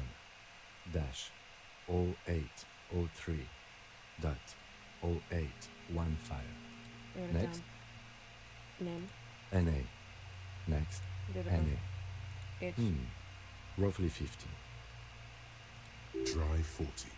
The damage is so extensive, it's better to err on the young side. I'm gonna write about 50. The corpse looks ageless, like meat on a hook. Race. Mondial. Fair to olive skin, from the Isola of Windy. This is as vague as it gets. You might as well say whitish. Write it down. The pudgy mess of curdled meat looks neither Mondial nor anything other. 6. Fucky, fucky! Male. Pigs can have sex. Right, male. Nor does he look male, with his pregnant belly and indistinguishable face. Date of death. We're still going with March 4th, 51. What else? 9. Body identified by is non-applicable. 10. Case number is the same as the coroner's case. KK 57 0503 0815 listens motionless, with the cargo belt still around his neck. Only one box remains. Evidence of treatment. None. At least not after the initial examination. I'm not so sure. A silent nod. The lieutenant places his gloved hand on the corpse's chest, as if in preparation. Your central nervous system recognizes this gesture.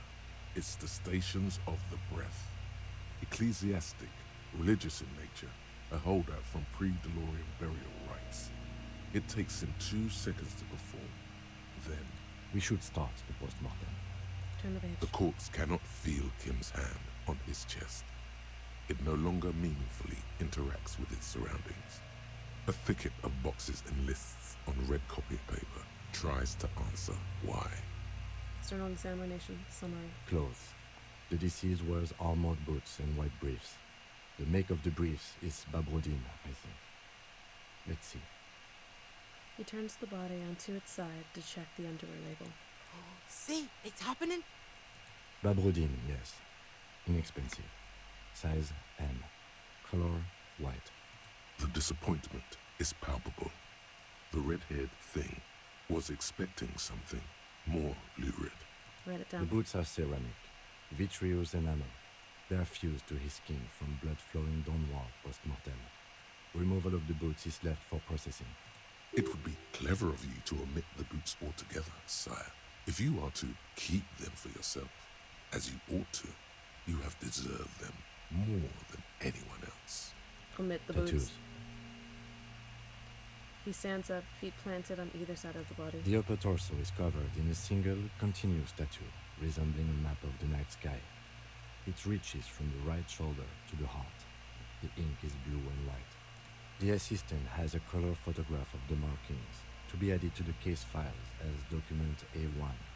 The photo is taken on the scene, using a Trigat Mini. Write it down. The deceased has a belt for airlifting cargo around his neck, tied with a hangman's knot. Color yellow. Length 3 meters. There is a buckle on the other end. Well nourished, athletically built, measuring 1.8 meters.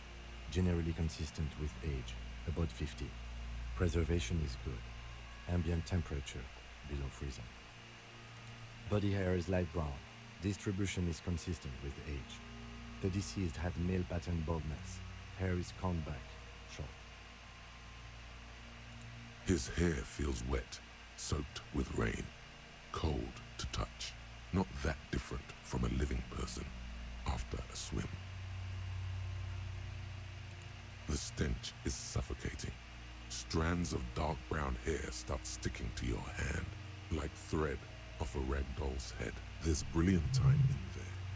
He's combed his hair back with oil. Lividity is consistent with hanging. The head is congested. Contusions are present on the head, chest, and thighs, consistent with Game stone make me strong, want to become a post-mortem, detective.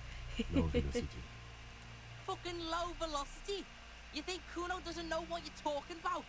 Velocity was fucking max. Talking shit about Kuno's velocity. In addition, there are bite marks on the face, scalp, and chest, consistent with predation. Ligature mark. The lieutenant produces a small folding knife with the other hand. Pulling on the belt, he starts cutting into the polyester. The stench is horrid after a while. It's obvious the material cannot be cut. Steel wiring. There's too much of it. We need to remove the belt so we can get to the ligature mark. You got just the right tool for that. The chain cutters. Good thing we got the chain cutters. Pull out the rubber gripped cutters. Always good to think ahead. Now, He points to the rope squeezing the dead man's we neck. need to cut the belt to see the ligature mark below. Carefully, with as much precision as you can. See, my pig is gonna fuck his head off. No, he ain't. Your pig's a boring fuck. Ooh, it's a low percentage. Look for a good spot to cut. The belt is equally tight around the whole circumference of his neck, swelling over the edges like white bread rising from the yeast. The knot is the weak spot. The chain cutters fit in there, steady now, like a flower arranger. 2 cuts and it should come loose. After some deliberation, you sink the cutters into the knot tying the belt together. You squeeze the rubber handles together, sweat forming on your brow. Snap! The knot is slashed. Another cut and the belt falls apart like a flower bouquet, revealing the dead man's neck and the dark red ligature mark around it. The rope rises to a point, leaving a gap in the ligature mark. The suspension point is in the back of the neck. The lieutenant has kneeled closer, running his finger along the dark red groove, until there's a gap. Hemorrhaging is observed on the skin, above and below the ligature mark. The mark is well pronounced, consistent with a drop from 1 or 1.5 meters. Chest is intact, normal contour. Abdomen is protuberant, pelvis intact, genitalia. He pulls down the man's underpants. No! Let's get up and see! I fucking knew it! Genitalia is male and unremarkable. No evidence of injury. Write it down and Back move on. is symmetrical and intact. Upper and lower extremities are intact, but asymmetrical. There are combat injuries on the right hand, thigh, and hip. In addition, I see smaller, residual scars, too numerous to count, covering about 30% of his skin. From wounds sustained over 2, maybe more decades, dispersal and accumulation indicates long and active combat duty. We have a real Unremarkable. museum here. Oof. Battles, wars. Last item, hands. He takes the man's right hand in his, inspects it, then moves on to the other hand. Pick up the hand. The hand is surprisingly heavy to lift, filled with decay liquids. Feels as though it could explode if squeezed harder. You're suddenly repulsed, so much so you feel compelled to drop it. Hands are clean. No sign of injury from struggling. I was. Maybe I'm just not seeing them. Honestly, the stench is making it hard for me to think at the moment. Ooh. That's all for the external. Well done. What next? Description of injuries. I'm afraid we can't continue before we've gone through both the external and internal examination first, thoroughly. Central nervous system. I have nothing. Do you have anything on this man's central nervous system? Of course, there is a moral to be drawn from it. A moral to this story. Nope. Musculoskeletal. Purge fluid is coming from the mouth, not injury related. Eyes and tongue protuberant.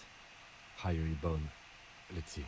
With his eyes almost closed, the lieutenant puts his hand on the dead man's throat and begins to massage it, gently. A rotting smell erupts from the mouth. Gross. Purge fluid runs down his lips, black and viscous. You hear cracks as the lieutenant moves his sharp fingers inside the flesh, like the creaking of an old house at night. Yeah, jack that fucker off! The hyoid bone is fractured. The rest of the musculoskeletal system is intact. Unremarkable. Respiratory system. Back hunched, as if in prayer, he begins to pry open the dead man's jaws. He stops to exert more force. Both hands are used. Oral cavity shows no lesions. The victim has received dental implants, possibly after a Why combat is he wound. massaging the corpse? Mouth Jesus Christ. swollen. Oh, it's to feel Hemorrhaging for the present in condition of the mucous bones that are lips and within the neck, because they have to fully fill out the paperwork. And I don't think they want to cut open the body in order to figure this out. He was massaging the neck area.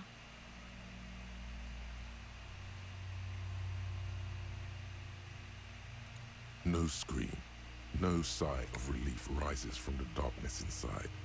It's humid there. Sickly sweet air, unlike anything living. You feel like you're about to throw up again, straight in that mouth of his. It's hard. Once more, you taste stomach acid in the back of your throat. A contraction. Your throat pumps a little something from your stomach and into your mouth. You're forced to swallow, just to keep looking.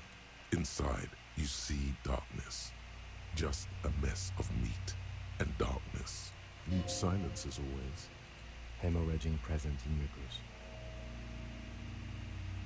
Hepatobiliary, NA. Same for toxicology and serology, NA. Unless you have untapped reservoirs of knowledge there? Reservoirs? No, but do they take obscure trivia and odd tidbits? Like a toxicology screening? At this stage, I doubt processing will find anything, even if he was brimming with cocaine. But still, you should add a request. Cardiovascular. The body exhibits heavy lividity. Blood has gathered in the hands, feet, and neck. Hypostasis is visually consistent with the hanging. Gastrointestinal. He breathes a sigh of approaching relief as this is the last field on the list. He looks around to the ground, the pool of feces there. This will do. Digested semi-solid food in stomach. Voila. Keep it the voila. What's next on the list? Let's see. We have bite marks, contusions on the head and chest, and a ligature mark encircling the neck. You'll need 3 fields. Leave a 4th one too. Be thorough if you want maximum results. Head, chest, and scalp bite mark injuries. Predation by birds has caused damage to the body. Odontologist does not need to be consulted. And your opinion, officer?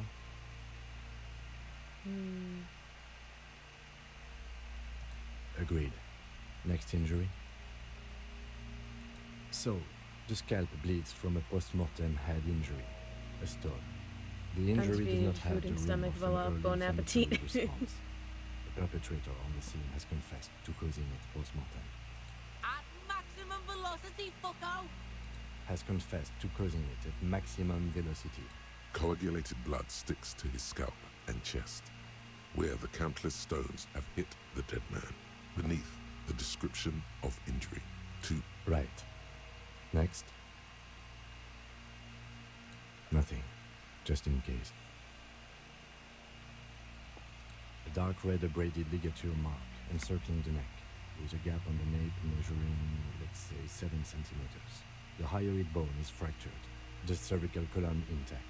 I see hemorrhaging on the skin, above and below the ligature mark. Depth of the mark, 1 centimeter. No signs of clawing on the neck. Below the note, 2 customary boxes wait to be ticked. The man's head jerks to the side. The ring around his neck is visible. Think for a moment. There's time. Don't rush. Since there was no sign of struggle upon the hanging, it means that the body was already dead upon the hanging itself. Most times, for something like a hanging, there would be more obvious signs of clawing at the neck in order to try and create space for air / blood flow, because most of the times when people pass out from being choked, it is actually from the blood flow being clogged and not from lack of air. I know a lot of this stuff because of the fact that I actually did take a course on criminology at one point. So I learned how to take fingerprints, detect blood types, and a few other crime scene detection related things. You know, fun little fact. But yeah, because there was no sign of struggle near the neck and no clawing marks, it's very unlikely that the actual hanging portion actually killed the person. They were very likely dead prior. So non-fatal. The lieutenant falls silent abruptly. Why do you say that? I'm serious, I don't think this was the injury that killed him. Why don't you think it was fatal? Wearing his hands tied, a big man like this, I would tie his hands. What? Honestly, I'm not sure there weren't marks on his wrist. That part got blurry for me. Stench. But you're right, I was ready to call this. Now I think we should leave it empty, at least for the time being. Let's wrap this up. I pronounce this field autopsy over. What now? Give him back his notebook. Now we put him in a body bag and I drive him to Faubourg for processing. The lieutenant looks at the dead man one more time, then at his notebook, then at the corpse again. You tilt your head, also looking at the corpse. Bring out the UV light now. Could it be that the force of the initial drop was enough to break the neck and kill them instantly without struggle? Well, there would still be some form of struggle upon bringing the person to there, unless they were fully conked out. There's also the fact that this is a very large individual, so it would take a team of people to actually fully complete this lynching. I really don't think it's as clear-cut and simple as it seems. I do think that there is more to just the lynching itself that would have killed this individual. Yeah.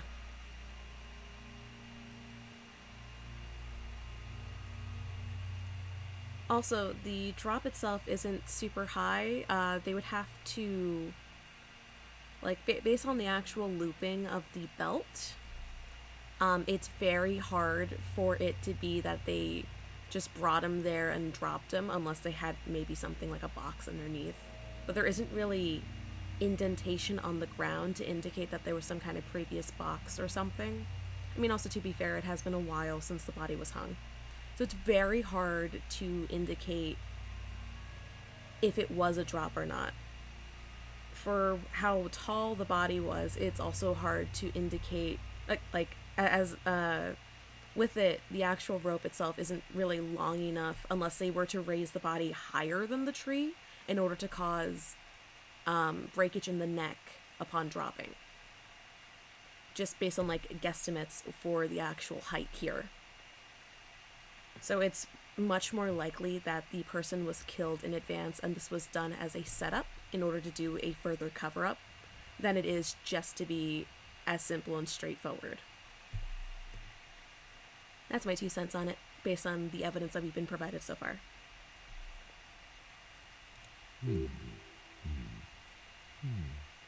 I'm sure we didn't get everything. There's always something. I thought we decided to leave it to processing. Let's not turn this into some kind of circus. Damn it. This is turning into some sort of mega puzzle. Okay, so you can sneak out of your room maybe, after he's gone asleep.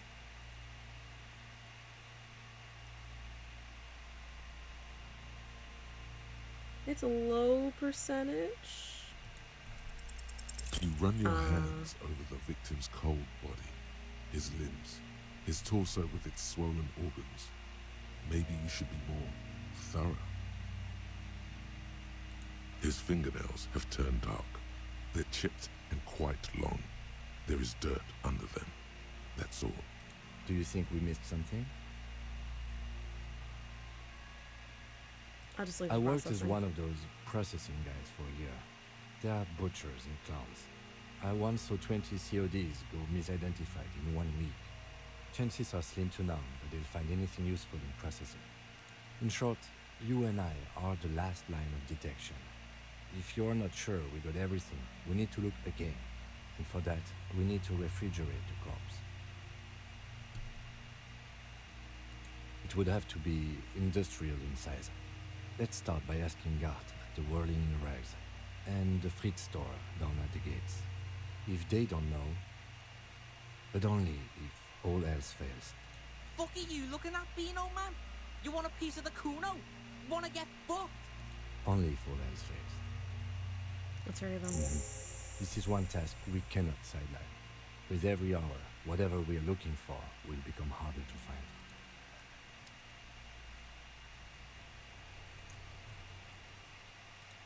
I'm going to save. No, I think I'm going to leave that as is for streaming tonight. I'm realizing it's like getting closer to 3 a.m. for me. So I think I'm going to call that the end. Let me mix this up.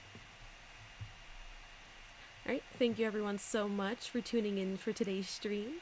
I'll probably be back in, if not tomorrow, probably in a few days. I will put an announcement for the next stream on both the Twitter and the Discord.